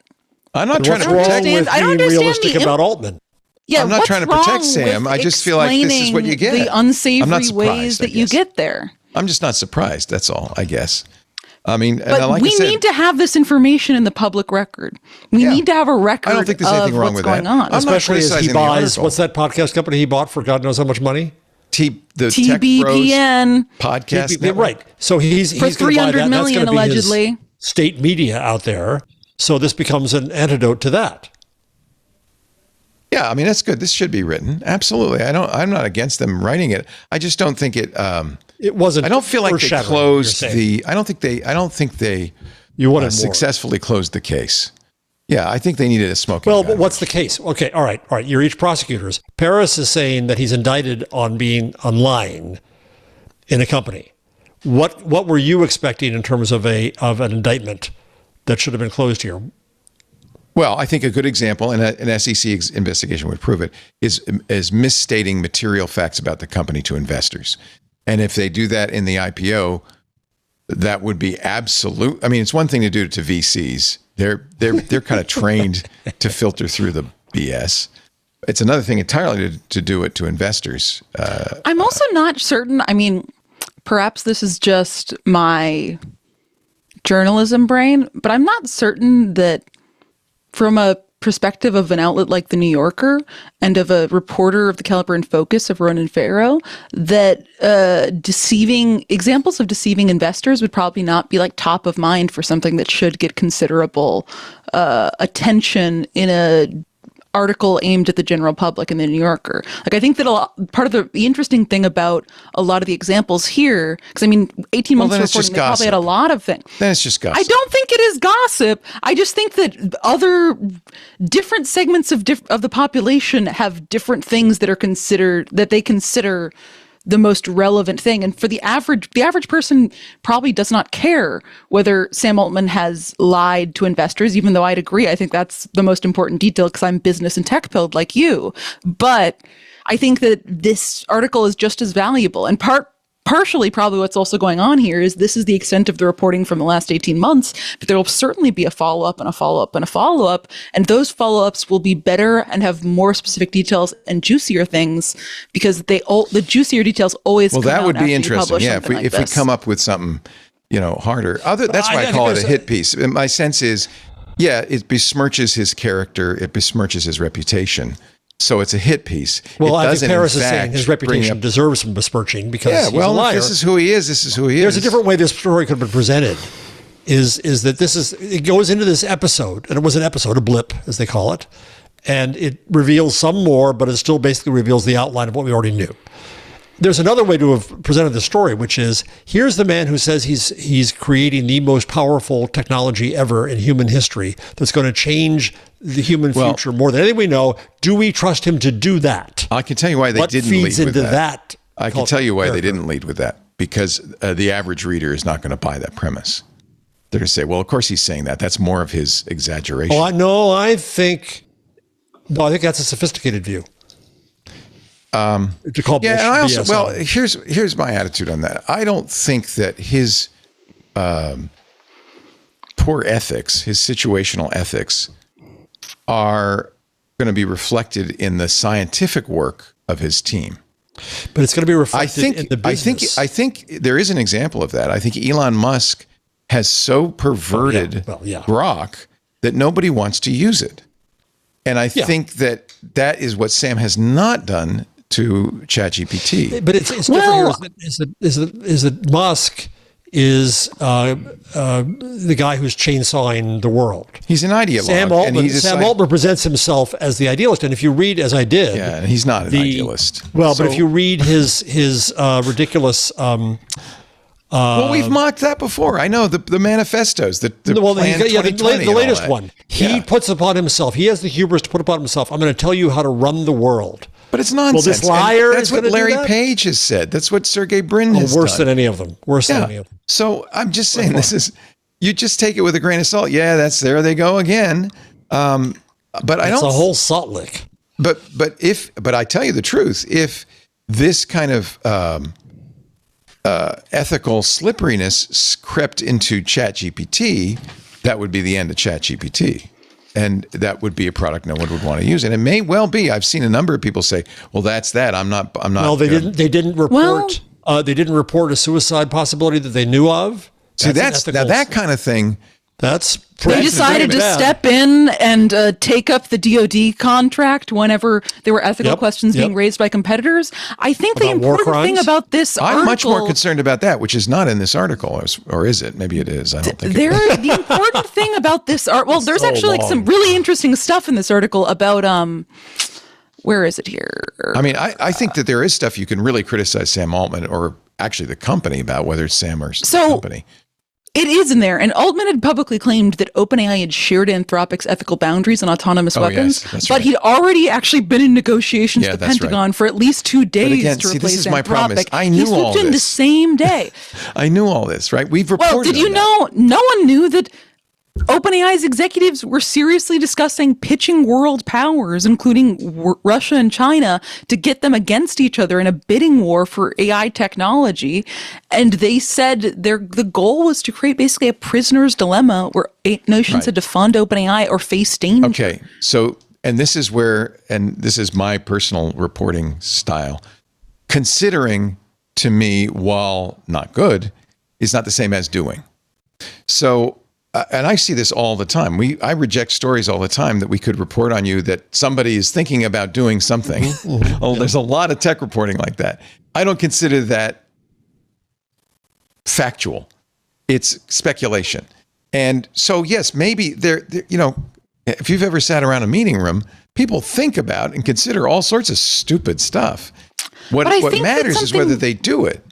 Something that's important to highlight here is that to counter the idea that this story is a hit piece, Pharaoh. I think it's a hit piece that missed, is what I think. It's not a hit piece, and it's not a hit piece because they spent months investigating like the most extreme personal allegations against Altman, like things like stuff with minors or sex workers, involvements in a death, and they came up with nothing. Yes, and they came up with nothing, and they reported. There's no evidence. Well, of course, I would hope they would report it. But if it's a hit piece, they wouldn't report that. No, it's very different to highlight that these because wrong they wanted to rumors, find something. They wanted to know whether there was any accuracy to them, and then they reported there's no accuracy to them that they could ascertain. And I think that's the opposite of a hit piece. And the fact that wait a minute. That's innuendo. It's not. His sister accused him of abusing her. We can't find any evidence of that. Is innuendo. That is intended. No, there's another way to look at this. By taking him off the hook on those things, it's Pharaoh saying, "Look how fair I am, so you should take my accusations more seriously." It's partly that, and it's partly raising the issue to raise that in the head. It's just like when they said, "No, it is not." Yes, it is. Out there. And he does it a bunch of times. That's been out there for literal years. Anytime you write a story with Sam Altman in the headline, Sam Altman's sister and people involved with those three things will come at you and be in your Twitter replies and be in the comments. So they had to write about that. So they had to write that. They had to address. They didn't have to give it a paragraph. They do, because when you go through the thorough level of thorough fact checking the New Yorker does, you have to be incredibly precise with your language, which requires typically a lot more words per sentence than you would want. Yeah, I'm going to predict that this will not impact the IPO at all, that 2 weeks from now, this will be completely forgotten, that almost everything in here is already priced in effect, because there's not anything that we didn't already kind of either know or suspect. And it's much ado about nothing. I think I understand why you're very offended by Sam Altman and how dare he and what a terrible person. Can't disagree with you. I think he seems kind of likable, to be honest with you. I know a lot of people who say I'm a brilliant ping pong player. I can't imagine telling on myself like that to a public audience. Well, I'm not saying I do it. I kind of have this. I mean, you just did. No, I'm not saying I do it. I just know a lot of people that do this kind of thing. I think that's very common. People exaggerate all the time. There are very few people you couldn't set Ronan Farrow on for 18 months that they could not write he could not write a very nasty piece about. I don't think this is even that that's nasty. true. You really don't? That's because you're young and innocent. Oh, no, that's actually a very insulting thing to say. Yes, I know it is, but it's true. You call them old. I'm old. I am old. I'm old and cynical. I don't think people are as good as you think they are. I have what I'm saying. words to say to you that I'm not allowed to say on the show because we're not supposed to curse. But I think that that's a really messed up opinion, and it undercounts the work and care that I do. I'm saying you have faith in humanity. You believe in humanity. I don't have faith in humanity. No, that's why she's a famously do not have faith in humanity and am the most critical. Well, then why are you surprised that Altman is this slippery devil? No, I'm guy? not surprised that Altman is. I'm just saying I don't think that the average person in the world would be able to, if you sicked Ronan Farrow on them, he'd be able to, for 18 months, he'd be able to write a piece of this depth and with this much revelatory material. Well, maybe not this much. He'd be able to get a few thousand words out of it, though. I think that this is a really interesting piece that shows how one of the most powerful companies and well-capitalized companies at the moment has been captured by its CEO, the way that every check on his power has been neutralized, and That's that true. the safety commitments that justified the company's unusual structure have been completely abandoned. And I think that's a really important message. And this is the first time we've gotten all of this down in one, on the record in one piece. I'll grant you that. I will grant you that, absolutely. And there are a lot of people like this, unfortunately, especially in the AI community. And I wish there was something we could do about that. Well, yeah, because it's ruining AI. The character of the people who are now in charge of AI is ruining AI. And like I said, Elon Musk has ruined Grok. I mean, that's pretty clear. Well, it's more than just the product; it's the whole view. And you look at Altman's manifesto for the world. He talks about setting up research labs. He doesn't do them in universities. He wants them in companies. Right. There's no independent structure here. He's not alone in that, by the way. That seems to be the government's point of view as well. Gizmo, what do you think? Gizmo. What do you think of Sam Altman? She says you're all show bastards. you what She's I like, think. I want to show. There. Yeah, I mean, I guess I just don't.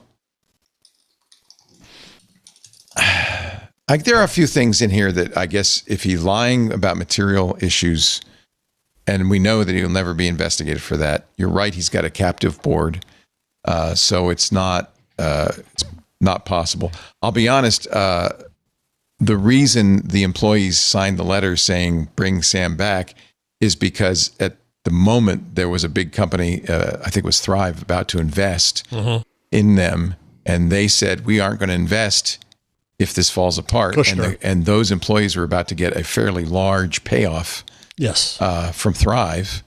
That's Jared, by the way, Jared Kushner's brother's company. Yes. So we can really tie this all into a nice little package and put a bow on it. Look at it this way. Once it goes public, you are a board member. You have a fiduciary responsibility. Right. I agree. And you better check and double check and triple check everything Sam Altman ever tells you.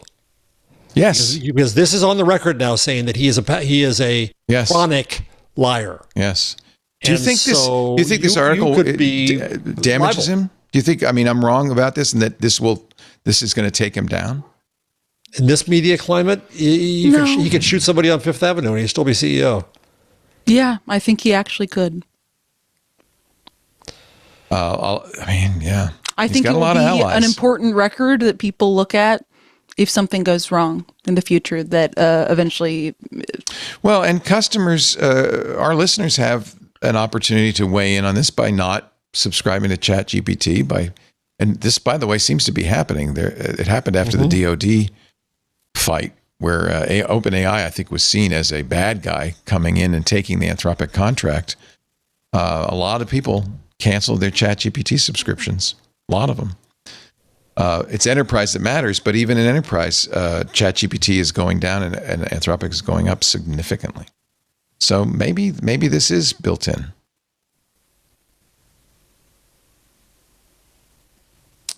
And maybe it will impact him.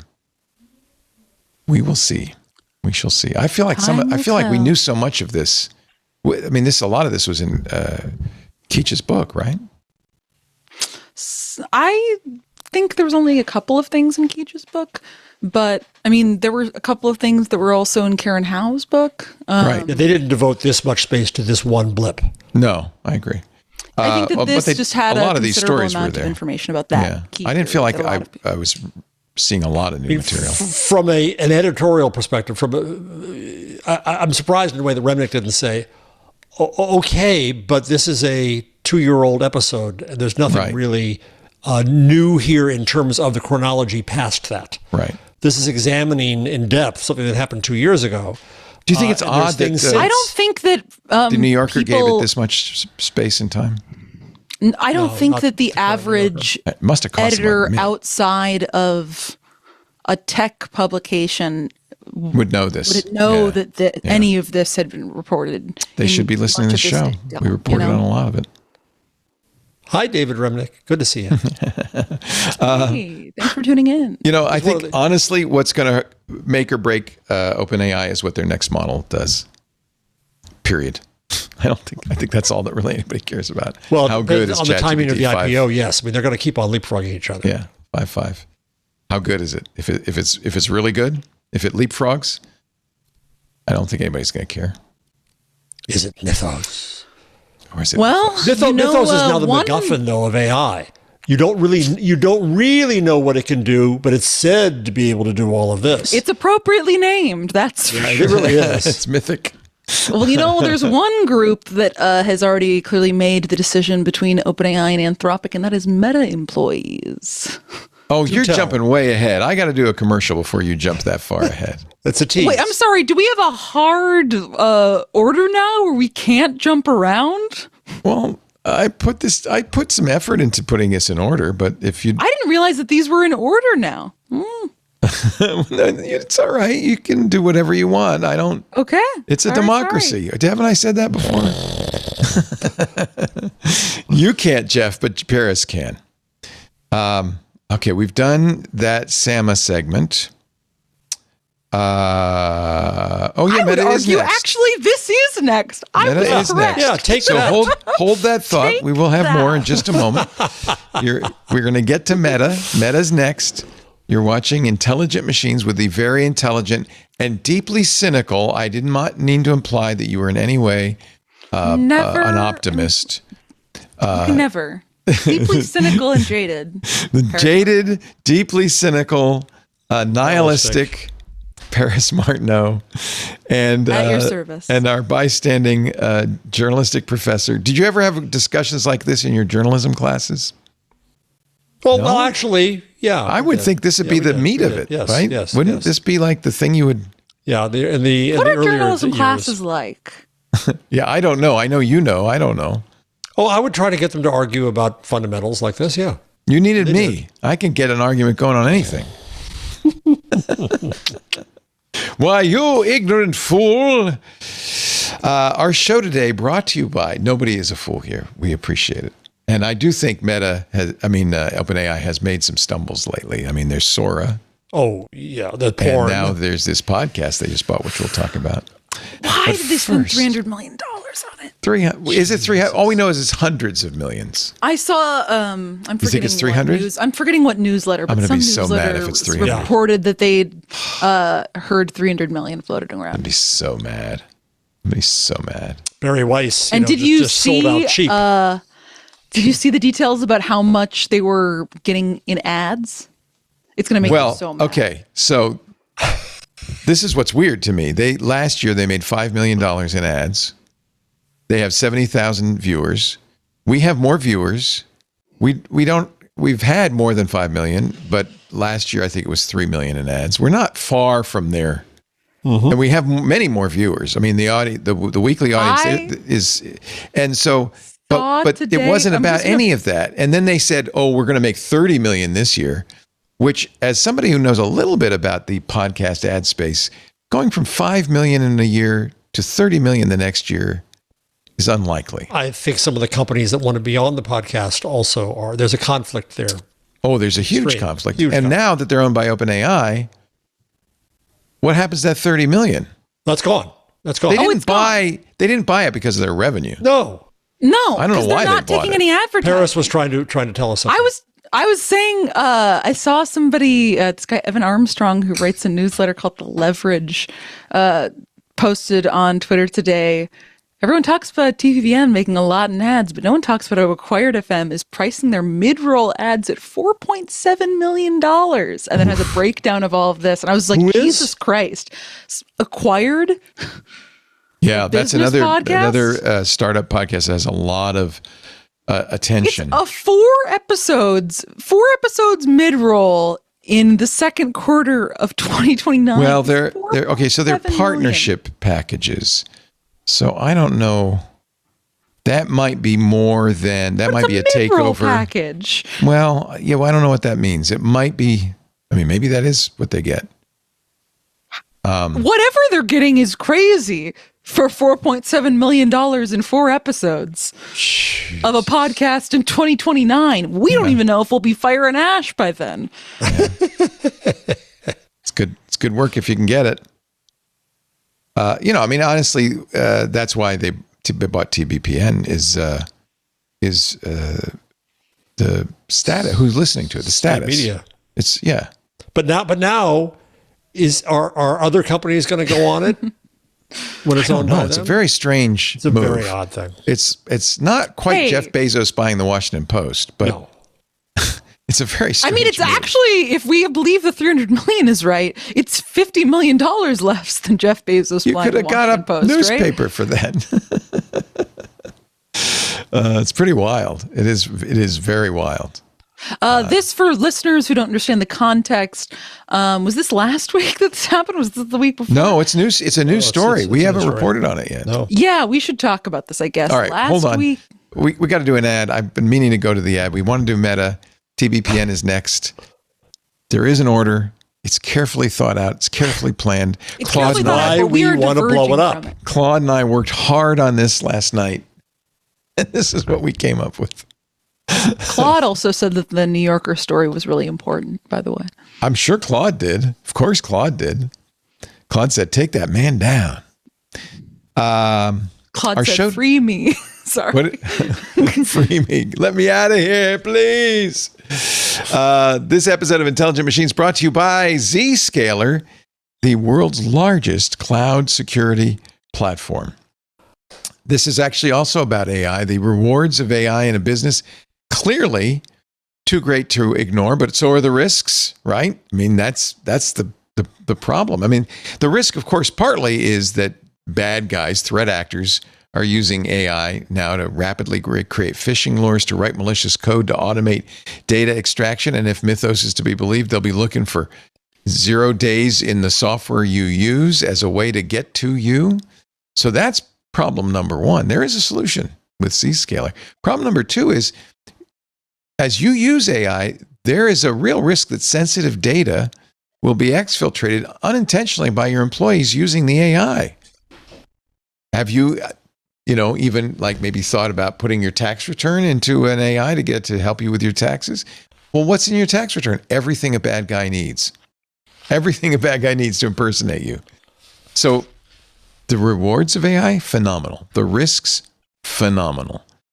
But there is a solution. There were 1.3 million instances, just to give you an example, last year of social security numbers leaked to AI applications. ChatGPT and Microsoft Copilot saw nearly 3.2 million data violations last year. It's time to rethink how your company uses public and private AI. Actually, that's what Chad Pallett was thinking about. He's acting CISO at BioIVT. He chose Zscaler. He said Zscaler helped them reduce their cyber premiums by 50% while doubling their coverage and improving their controls. Take a look at this video. With Zscaler, as long as you've got internet, you're good to go. A big part of the reason that we moved to a consolidated solution away from SD-WAN and VPN is to eliminate that lateral opportunity that people had and that opportunity for misdirection or open access to the network. It also was an opportunity for us to maintain and provide our remote users with a cafe-style environment. Thank you, Chad. With Zscaler Zero Trust plus AI, you could safely adopt generative AI and private AI to boost productivity across the business. Their zero trust architecture plus AI helps you reduce the risks of AI-related data loss and protects against AI attacks to guarantee greater productivity and compliance. Learn more at zscaler.com/security. That's zscaler.com/security. We thank him so much for supporting our show. So Meta employees use Claude, which is interesting. Meta, released they use a lot of Claude. A lot of Claude. Potentially crazy amounts of Claude.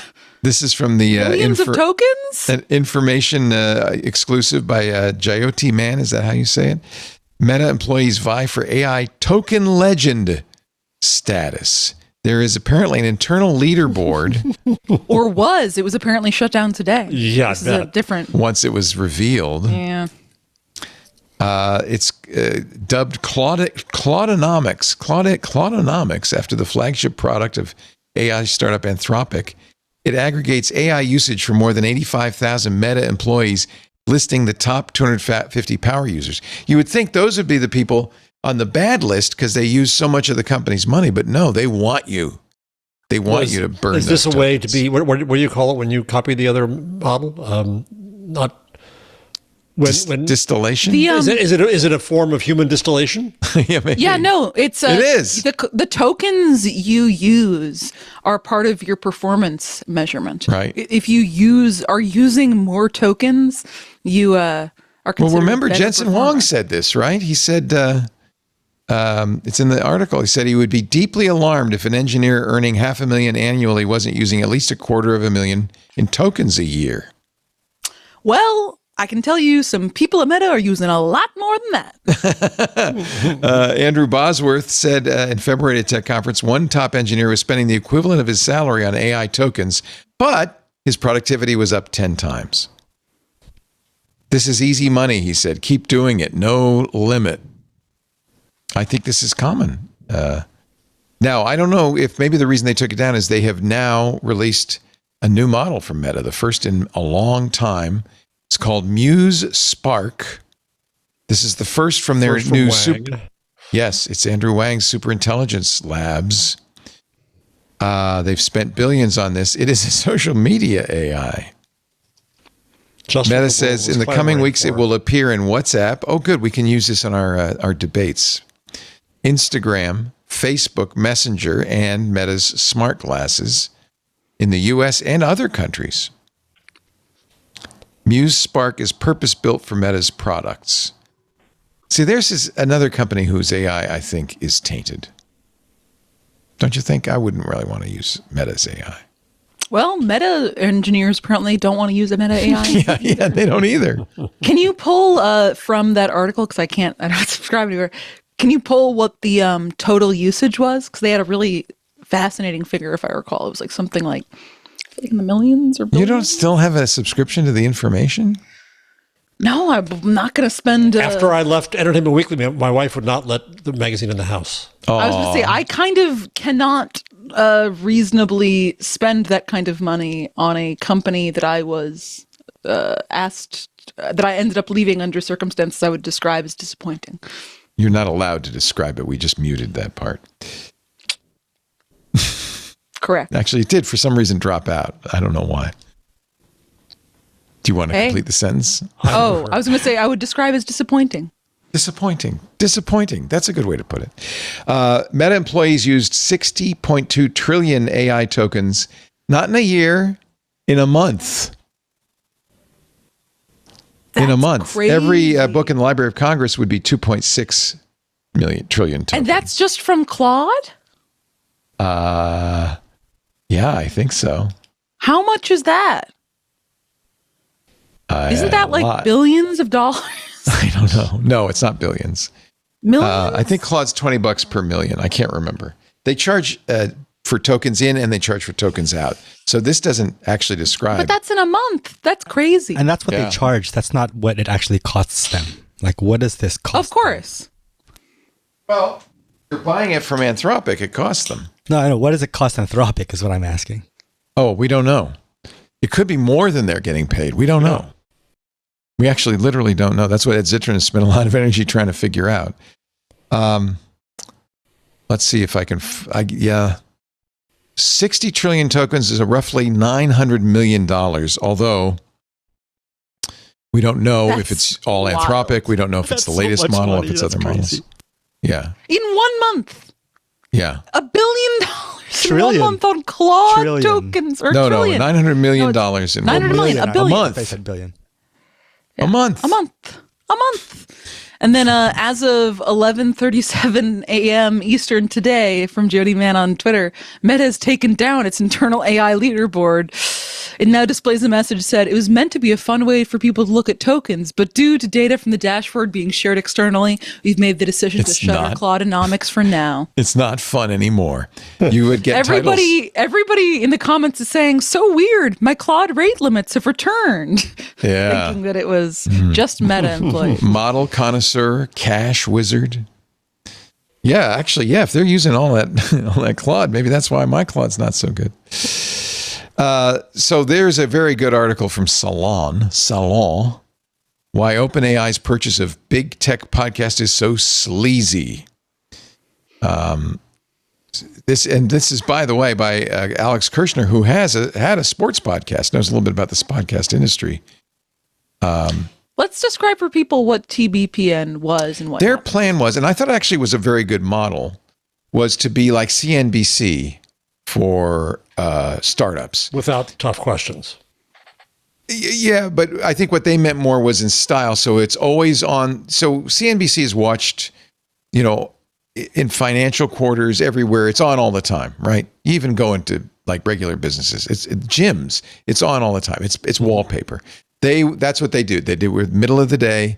They wanted to be the wallpaper that was always on all over Silicon Valley, all over startup land. And it isn't so, a lot of times the volume's down on these things. Mm-hmm. It's the ticker they care about. It's the face they care about. It's not really the questions, the tough questions, or the content. But the CEO knows they can get an interview there, they can get airtime there, and it's going to be a piece of cake. Yeah. And they're not going to be asked hard questions. No. It was originally the Tech Bros Podcast Network, TB. But John Coogan and Jordy Hayes are startup guys and not journalists. They have a 15-person team. It's not a big team, but they were smart enough, I think, to really make it look like CNBC, and the model was smart. The model was also the worst of tech, air quotes, journalism. Well, and that's what... Let's accept what the company That's exactly says. what Kirshner is talking about. Let's have a CEO on, and they'll get to tell us what cool stuff they're doing, and we'll be like, wow, that's great. Exactly. Here's a joke. And this has always been the complaint about tech journalism in general, is that it's beltway journalism. The last couple of years, Well, even today, it's often in the back pockets of the companies. There's a lot of press release journalism. They're often reluctant to say bad things about advertisers. I've never worked for that kind of company. Ziff Davis wasn't like that when I worked for them. Tech TV wasn't like that, and certainly Twit's not like that. But that's my what favorite part of this column, Catherine Boyle, a venture capitalist at Andreessen Horowitz, where, remember, Mark Andreessen says he doesn't do any introspection, wrote after the deal, quote, "It's incredible to me, 6 years post-COVID, when institutional trust fell off a cliff for good, that people still think audiences care about editorial independence. Point of view, charisma, good humor, entertainment, preparation, and most importantly, showing up and belonging and being normal matters." So that's probably true. I hate to say it. She's not wrong. Well, I think people get sick of hype. I hope so. I mean, I think our audience, as small though it may be, is interested in as objective information as we can give them. Right? That's that's our brand.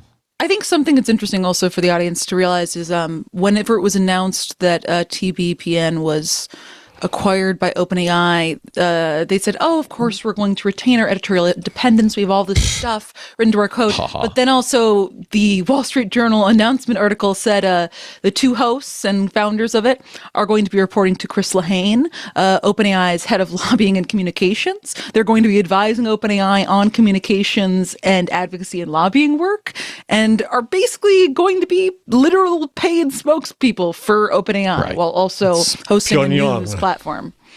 Yeah, Chris Lahane, by the way, is named. I think it's a very interesting thing that tech as a industry has reached the size now that it is acquiring its own state-sponsored media. Yes, that's what it is, isn't it? Yeah. Chris Lahane is name dropped in the Ronan Farrell article as one of the crisis managers who camped out in Sam Altman's house when he was fired to help him regain his job. Yeah. From the Obama administration. Google's AI overviews. They're pretty accurate. They're 90% accurate, which means that every day Google's giving out, well, let's see, they have 5 trillion searches a year. That means every hour, tens of millions of wrong answers are given out by Google's AI overviews. Hundreds of thousands of inaccuracies every minute, according to an analysis done by an AI startup called Umi. So if you go to lines 96 and 97, it's the exact same study, the exact same story, but the positioning is this. The decoder says Google's AI overviews are correct 9 out of 10 times, study finds. Ars Technica, testing suggests Google's AI overviews tell millions of lies per hour. There you go. 2 competing all headlines. in the presentation. And by the way, that's another reason we love Ars Technica, because they are, among all the tech journalists, I think the most honest and have the most integrity, even though they're also. No, I think that was. I think the Ars Technica was sensationalistic. Really? The tens of millions of lies an hour? Yeah, well, that's what the New York Times said also. Yeah, well, the New York Times hates them too. Yeah. I think it was. Yeah, this is a Condé Nast publication, as you pointed out. They're negative on tech now. Yeah, well, nobody likes Google anymore. Although, if you want, Google has released a way to run their new Gemma model on your phone locally. In fact, is that Google's the one that's only iOS? No, I think you can run it on Android as well. Let me see if I can find. I think they call it Google's AI. Oh, I have it on my iPhone. It's not very good. Oh, okay. Never mind. Don't get your hopes up. I don't know. Maybe people will think it's good. This is Google's AI Edge Gallery, and I think you can put this on Android as well. Gemma 4 is interesting because it is a boiled down version of the full Gemini model using that new technique that they were talking about a couple of weeks ago, where they can really compress these like crazy. And they also made it fit on the Macintosh. It runs natively on Macintosh hardware as well. So I think this is what happens when you have a company like Anthropic just kind of eating the world with its generalized model. Is you do what Meta's doing, you do what Google's doing, you try to find specific niches for the models that you have. I thought Gemini was pretty good. Gemini 3 was pretty good. It's just that Anthropic seems to really be the best pretty Gemini easily. Just makes it, both Gemini and ChatGPT, I think the default tone of the models in response to a user is just so much more obviously glazing and kind of, it just has this classic AI tone to its responses that just feels a bit rote. Okay, your microphone is doing it now. What is it doing? I've done nothing. I know, and it was fine at the beginning of the show. And now it's kind of getting muddy. I think it was just when she turned toward you. Is it that I must do this? No, you shouldn't have to do that. No. Jeff Murren, watching on Twitch, says Grok is the best. Grok has some good features. It's very good at text-to-speech. Who are you, my dad? Is this? Does he like Grok?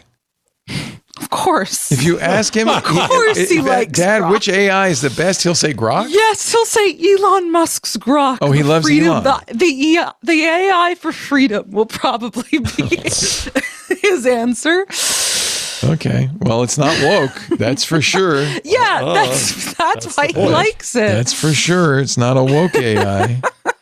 He's sick of those woke AIs out there. Yeah, man. I've been trying to pitch him on Claude, and he's interested in the concept of open clawing his life. And I'm like, you don't need to get into open claw. You could just use normal Claude, but...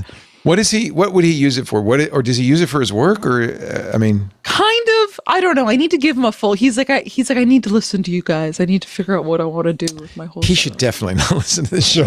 I know he should not. He'll get mad at me. He's going to come after Leo. He's going to come after me. You don't want him. Don't want your father listening. No, his to main show. thoughts are sometimes the little clips of our show will come up on his TikTok or Instagram. And he's like, "Why are those two old guys talking and you're not able to get a word in?" I'm like, I agree. You know, sometimes them's the break. Sometimes I'm reading tweets.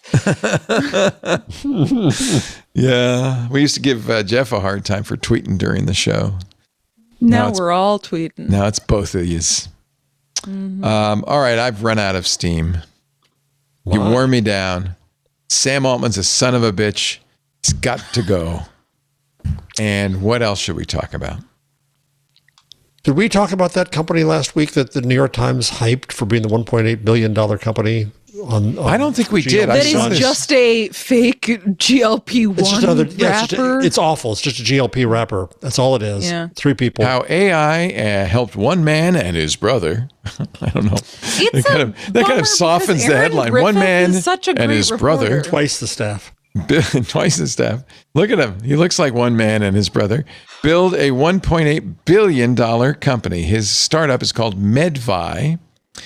He built it with artificial intelligence and few humans. It's super efficient and a little bit lonely. I had a fit at the time because it glorifies this nothing company that it's a just telehealth sells GLP. provider of GLP-1 weight loss drugs.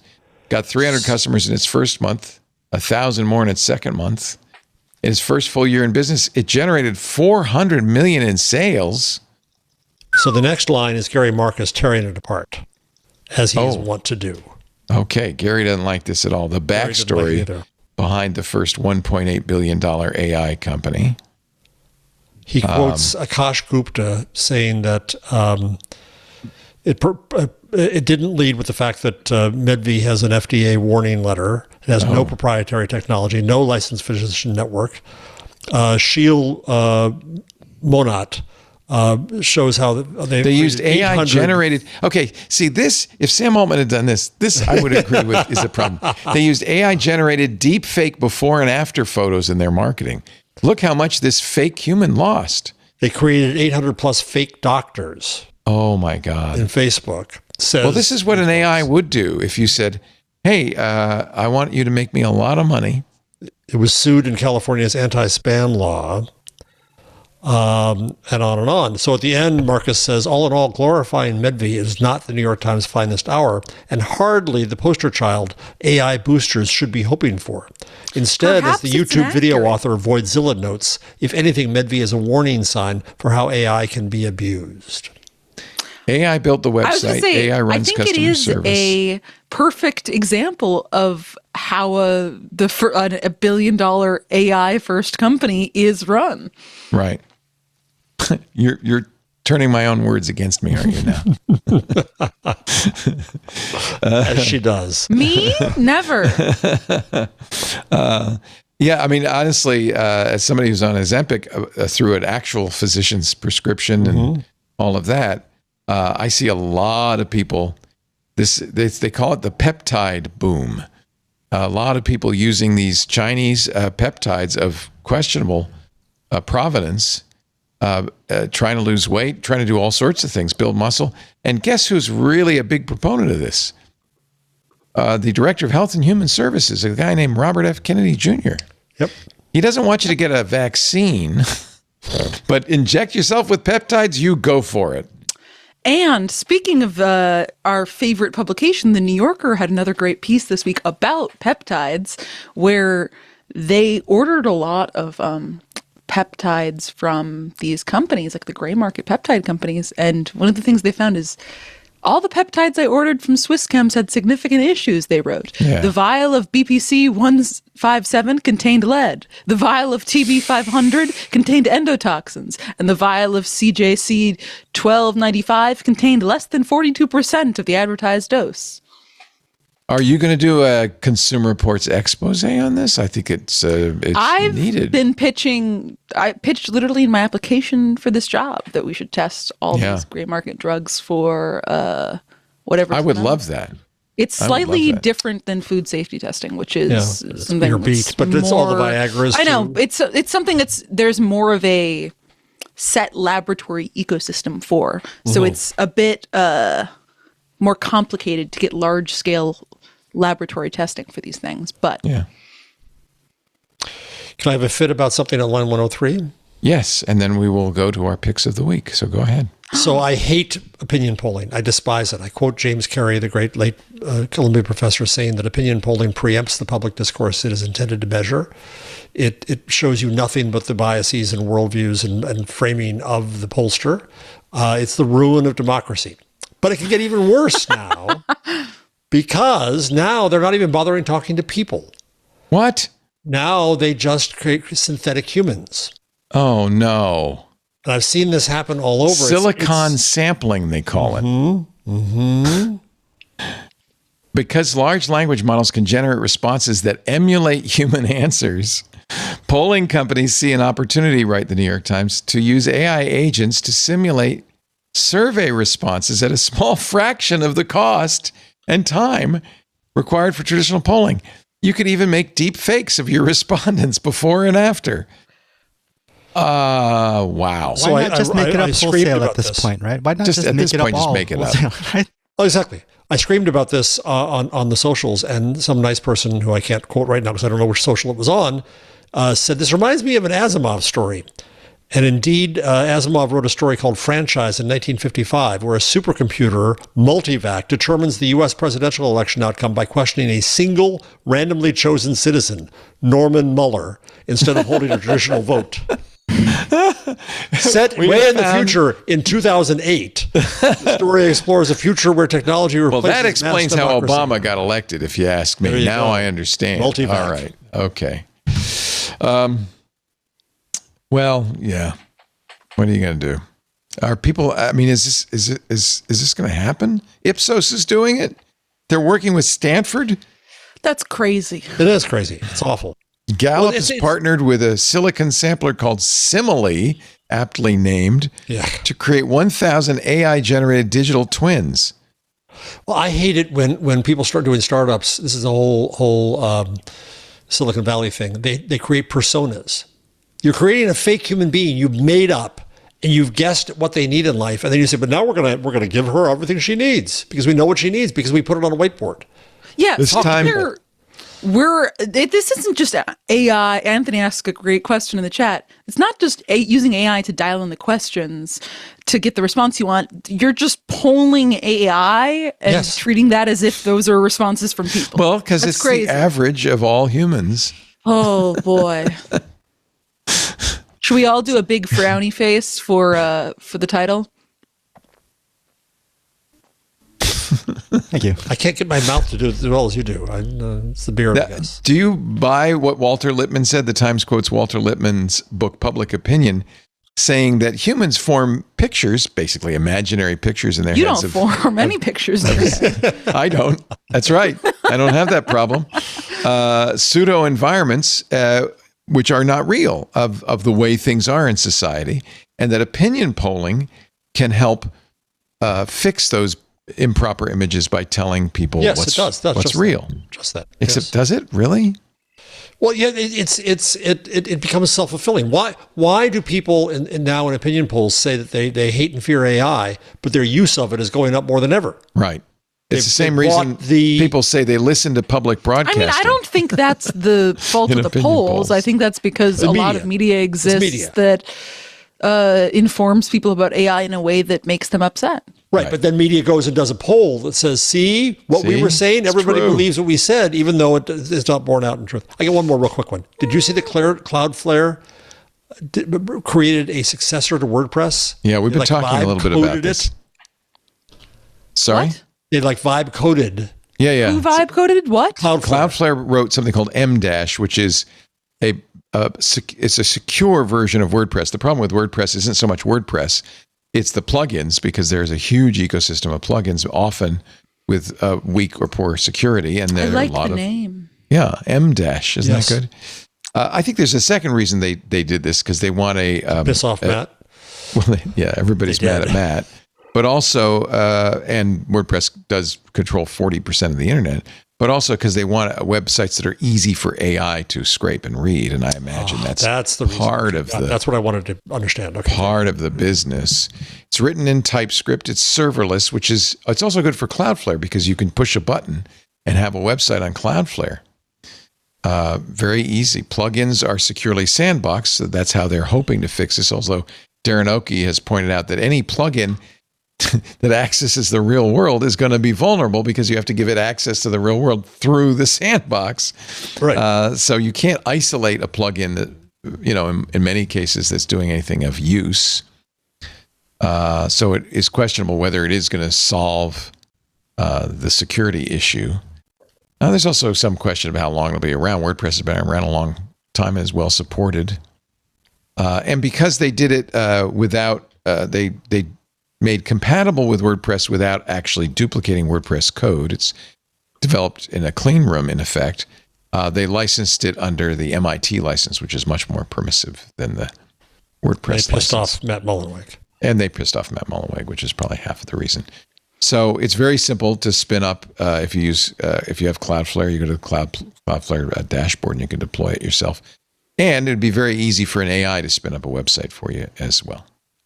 So I'm not against this. I think that's fine. And then we can go do a poll of all those sites that the AI creates. Yes. Find out what the people really think. Yeah. We are going to get our picks of the week. You get them ready in just a moment. You're watching Intelligent Machines with Paris Martineau and Jeff Jarvis, and you're watching it thanks to our club. Without the club, I don't know, we wouldn't be able to do as many shows as we do. We wouldn't be able to keep our staff clubsters. employed. The club Get in the is club. 30% of our revenue. We do not get $4 million for our mid-roll ads. We do not get hundreds we of millions of dollars. We should. I admit it. But thanks You to can the get a club, mid-roll ad here for $3 million. We'll give you a deal. Just for you. Such a deal. Thanks to our club, we are able to do, I think, great programming, a variety of it. We have the Club Twit Discord, which is full of fabulous people. We do a lot of special programming. Our AI user group is on Friday. That's always fun, 2 p.m. Pacific, 5 p.m. Eastern. We don't know what we're going to do. Larry and Darren, our regulars, I will be in there. We haven't decided yet on what we're going to do, but something interesting, no doubt. If you're not a member of the club, $10 a month gets you ad-free versions of all the shows. You get all that extra content, access to the Discord, and the warm and fuzzy feeling of knowing you're supporting the content you love so that it keeps on going. We need your help. We really do. We don't have a sugar daddy like Sam Altman paying our bills. Go to twit.tv/clubtwit. Join the club. We'd love to have you. And the more people who join, the less likely it is I'll have to get Sam Altman to write a check. So there. Pick of the week time. I will kick things off. Whoa. With a couple of fun little ones. You remember I showed you how you can get the peons in Warcraft to speak for you in your Claude. This is fun. This is one of the things people have a problem with is Claude Code uses tokens whenever it talks to you, even if it's just saying things like, here's what I worked on today, or hello. Well, why not make Claude Code talk in caveman? This is a skill that cuts 65% of tokens by talking like caveman. Why use many word when few do trick? Exactly. Before, the reason your React component is re-rendering is likely because you created a new object reference on each render cycle. After, new object ref each render. Inline object prop equal new ref equal new render. Wrap in use memo. Saves saves 50 tokens, just like that. Bug in auth middleware. But you can pick your level of grunt, which is nice. It even grunts in Chinese if you want. Those are the Chinese characters for caveman. Same answer. You pick how many word. Anyway, it's on GitHub. I think it's funny. I'm not going to use it. I like talking to my Claude. Julius Brousset's GitHub, it's called Caveman. And then this one I think maybe is a little obscure. How would you like to build your own GPU? This is called NVIDIA, from transistors to teraflops. Welcome to NVIDIA. I know your resume said software engineer, but honestly, we need someone on the hardware side. Don't worry, you'll pick it up. Start with the basics. This would be a good way to kind of learn how GPUs work and how computers work. I don't understand it. I don't. But as you build your own GPU, perhaps you will. That's all I have to say about that. It is at jaso1024.com/mvidia. And now, Paris, your thing. I got two very disparate picks today. The first is someone pointed out to me on Blue Sky that the New York City Department of Records and Information Services recently updated their archive, which means there's a bunch more old cool records in New York City history now on there, such as New York Police Department Bertillon cards, which is just a bunch of old pictures of people who've been charged with grand larceny. I love the hats. They have great hats. What the hell is going on with that hat? I don't know, but we got to figure it out and bring it back. Stat. There's honestly just like a lot of fascinating hats and haircuts going on. It seems to be hats are really the big thing here. I mean, I think if you were wearing a hat, you were going to be, oh my, go to Bessie Ross at the bottom. She's got a huge hat and she's got a side photo with no hat and it appears to be dressed like a pirate. It's the very last one. Well, she's clearly larcenous. Oh yeah, there you go. Shoplifting. She probably stole that hat. She probably didn't. It was a great thing to steal. I don't know. There's great stuff, like stuff from the WNYC radio in 1924. There's WNYC moving images. There's WNYC's that old? 1924? Really? Yeah. Wow. Yeah. There's surveillance films. Yeah, there's a lot of good stuff going on in here. So I don't know. Black and white, Would 16 recommend it. millimeter silent surveillance films. Whoa. This is also has some of my favorite things are the tax department photographs. They're not new, but is basically you can look up any address in New York City and see what it looked like in the 40s and the 80s because they had to take a photo of every building. What do you know? Salt Hank's address? Don't say it on air, but you can. No. I mean, it's a restaurant, not his home address. Oh, the Salt Hank. We can look that up. Yeah. This is from 1940. Mr. Chairman, Mr. Tolstoy, distinguished guests. Mr. Tolstoy? It's a stunning thing to meet the survivors of the heroic group of Russians who fought their way for 4 years. Okay, that's boring. A lot of it is parties and things. I have a wild airport reception. I'd just say it's a lot of fun perusing there. Yeah, no kidding. What the history? My other rec is on Friday. A friend took me to a Nets game. It was my first time ever going to a professional basketball. Hey, how'd you game, like I it? have to hand it to you guys. I think basketball is good. It was quite fun. Awesome. Basketball is kind of awesome, and I think I'm contemplating getting tickets to multiple Liberty games. Should be a Knicks fan, though. Skee-ball for tall people. It's honestly, I think my issue is I'd always seen basketball on the TV, and everything's very small and It's just better in doesn't person. really connect. Yeah. In person, what a physical sport. They're giants What and a they move so delightful feat. fast. They're giants and they move so fast, Benito. That is, I couldn't put it any better. Nimble giants. Yep. It was electric. So I don't know. Go see a basketball game would be my recommendation. It would be a good time to be a Knicks fan, by the way. It's a good time to be a Knicks fan right now. So, I mean, yeah, maybe I'll be a Knicks. Well, the thing is, things that play at Barclays are really close, are really ideal for me because I can just walk home from Barclays, which is the ideal way to see a basketball game. oh yeah, the Nets aren't making the playoffs anytime soon. Sorry. Doesn't matter. But I will be Wait a minute. I'm deciding to get into WNBA, though, I think. I think that's better. That's where the action is. Because Support New the York women. Liberty is hot, and they play at Barclays. And I've heard Perfect. that all the teams are dating each other, and I think that adds a great layer of drama that basketball maybe needs. Do people ask you, Paris, because you're tall, whether you played basketball in high school? No, people did when They I ask was me in that like all the high time. school and middle school, but No, I thought they was would always ask like, you. No. No. You should never join a team because they're going to win. You follow a team because you love them, and if they lose, it's even better because then you're. Oh, yeah, no, the Nets hardcore. definitely lost on Friday when I it's went to okay. see them against the Atlanta, and It's it was okay. great, regardless. This is you're not a That fan if disappointment you is only. part of being a New Yorker. Yeah. It's also, I know so little about sports. Not for any particular reason. It's just It won't hasn't last. There's other things to know. I know, but it was the highlight of my life to go there with my friend who's this is the same friend who explained baseball to me at the final game of the perfect. World Series. And so I just had him Perfect. explain basketball to me while we were there. Delightful time. Is this the same friend you took to get a tattoo? Yeah, but I didn't get a tattoo. You didn't. No, but I'm going to. Just not. I was busy this weekend. Okay. Working. Here's Maybe the. next By the way, weekend? thanks to Darren, the picture of us with the caveman version of the show, much shorter, fewer words. Oh, Jeff looks different. Yeah. I like my microphones. outfit. I want do that. like the microphones. The yeah. microphones. The bone microphones are fantastic.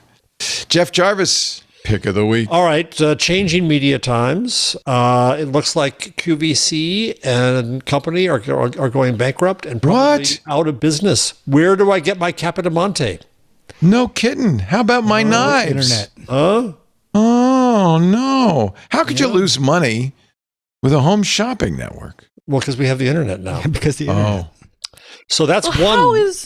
how is the QVC for knives doing though? How is the cutlery corner doing? Is my question. that's Still a good cut question. shoes in half? Great those question. costs can add up. That can add up. Yeah. Those costs can add up. Yes. QVC HSN Cable Networks Chapter 11 insolvency. It may not have enough cash to continue operating. Yeah. Wow. Amazing, huh? Wow. How So in times other have media changed. news, the Associated Press is about to do a big layoff. Actually, wait, hold on a minute. Is Focusing TikTok on just people- QVC now? TikTok is QVC. Yeah, TikTok exactly. is. Yeah. You're Yeah, right. That's the thing. You're right. That's exactly what it is. There's a man on Cutlery Corner Instagram. right now with a TikTok e-boy mustache and little tiny tattoos selling something called a sling blade. Oh, they calls it a sling blade. I don't know Yes. what channel QVC is. It's a for great me. I don't know movie that. with Billy Bob Thornton. Wow. It's his first movie, Sling Blade. Well, in more serious news, the Associated Press is doing a layoff focused on people serving the newspapers because newspapers are now only 10% of the AP's business and going down rapidly as newspaper companies are dropping the AP like crazy. Well, and this is in the AP, by the way, Yes. reporting its own bias. bomber. What will happen to the AP? It's selling to Kalshi. It's selling, yeah. That was selling- another story, is how Christ. the networks, including Fox, are all now in partnerships. Fox News has with these, done a prediction- partnership Yes. with Kalshi. Yeah. All right. And now inspired by your effort to save tokens, Leo, and inspired Yes. by the Associated Press, Yes. I asked Gemini to remind me of cableese, the language that was used by especially journalists when they were charged by the word. So they would combine words. For example, my favorite was to on-pass this rather than pass on. Why is on pass faster than pass on? Because the it's same one number. word instead of two, and you were charged by the Oh. word. There's tokens. Others, Wait, according to who Gemini, was charging you by the word? the Western wire service, Union? Western Union, Oh, when you're especially doing if a you were telegram. overseas, right? So down hold was to hold down, off put was to put off, in phone was to phone a story into the desk, out check was to check out, up stick was to move or get ready to leave. Then there were the Latin prefix system, which I didn't realize. Come, no jokes now, cum was used for with, as in come bicycle meant with a bicycle. If you said ex London, you meant from London. If you said et London, et was used for and. So and his wife, sans, pro ante. Unproceed, do not proceed. Unnews. No news at this time. I like that. That's kind of, certain weeks here it could be, it's the unnews. It's an unnews week. Unfined, could not find. Unfire, do not fire, when a reporter was reinstated. And then we had words like lead, spelled L-E-D-E. That's where that came from? No, that was just to make sure that it was not that and TK, to come with K, were so that you could use it in text, but it would be spotted. You wouldn't find it. Right. So just a little bit. So that's maybe we need Cablese, we need AIEs to save you tokens. Maybe. Well, that was an exciting way to end the show, wasn't it? Oh, what? Oh, yeah. Thank you, Jeff. I appreciate that. I tried. No, we have a lot of fun on this show, and sometimes we don't.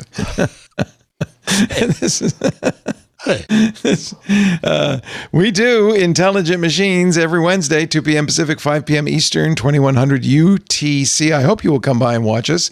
We do it live for you, which is fun for us because then we can see you in the chat room. You can watch if you're in the club to Discord or YouTube for everybody, Twitch, x.com, Facebook, LinkedIn, or Kick. After the fact, get shows at our website, twit.tv/IM. There's a YouTube channel dedicated to the audio, or video rather. Well, actually, there's audio too. It's both. It's a new format. It's called audio and video. Or subscribe. Check it out. Check it out, man.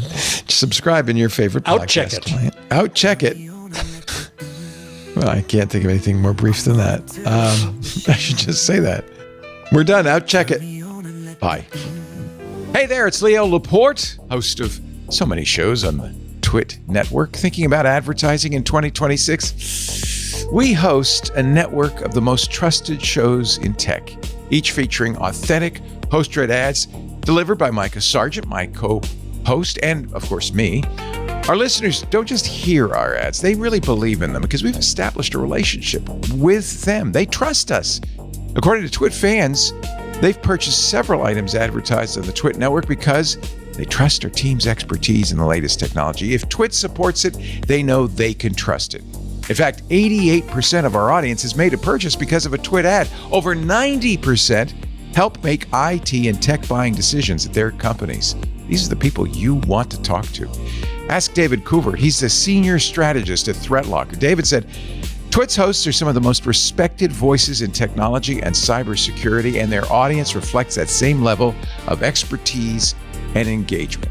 It's the engagement that really makes a difference to us. With every campaign, you're going to get measurable results. You get presence on our show episode pages. In fact, we even have links right there in the RSS feed descriptions. Plus, our team will support you every step of the way. So, if you're ready to reach the most influential audience in tech, email us, partner@twit.tv, or head to twit.tv/advertise. I'm looking forward to telling our qualified audience about your great product. I'm not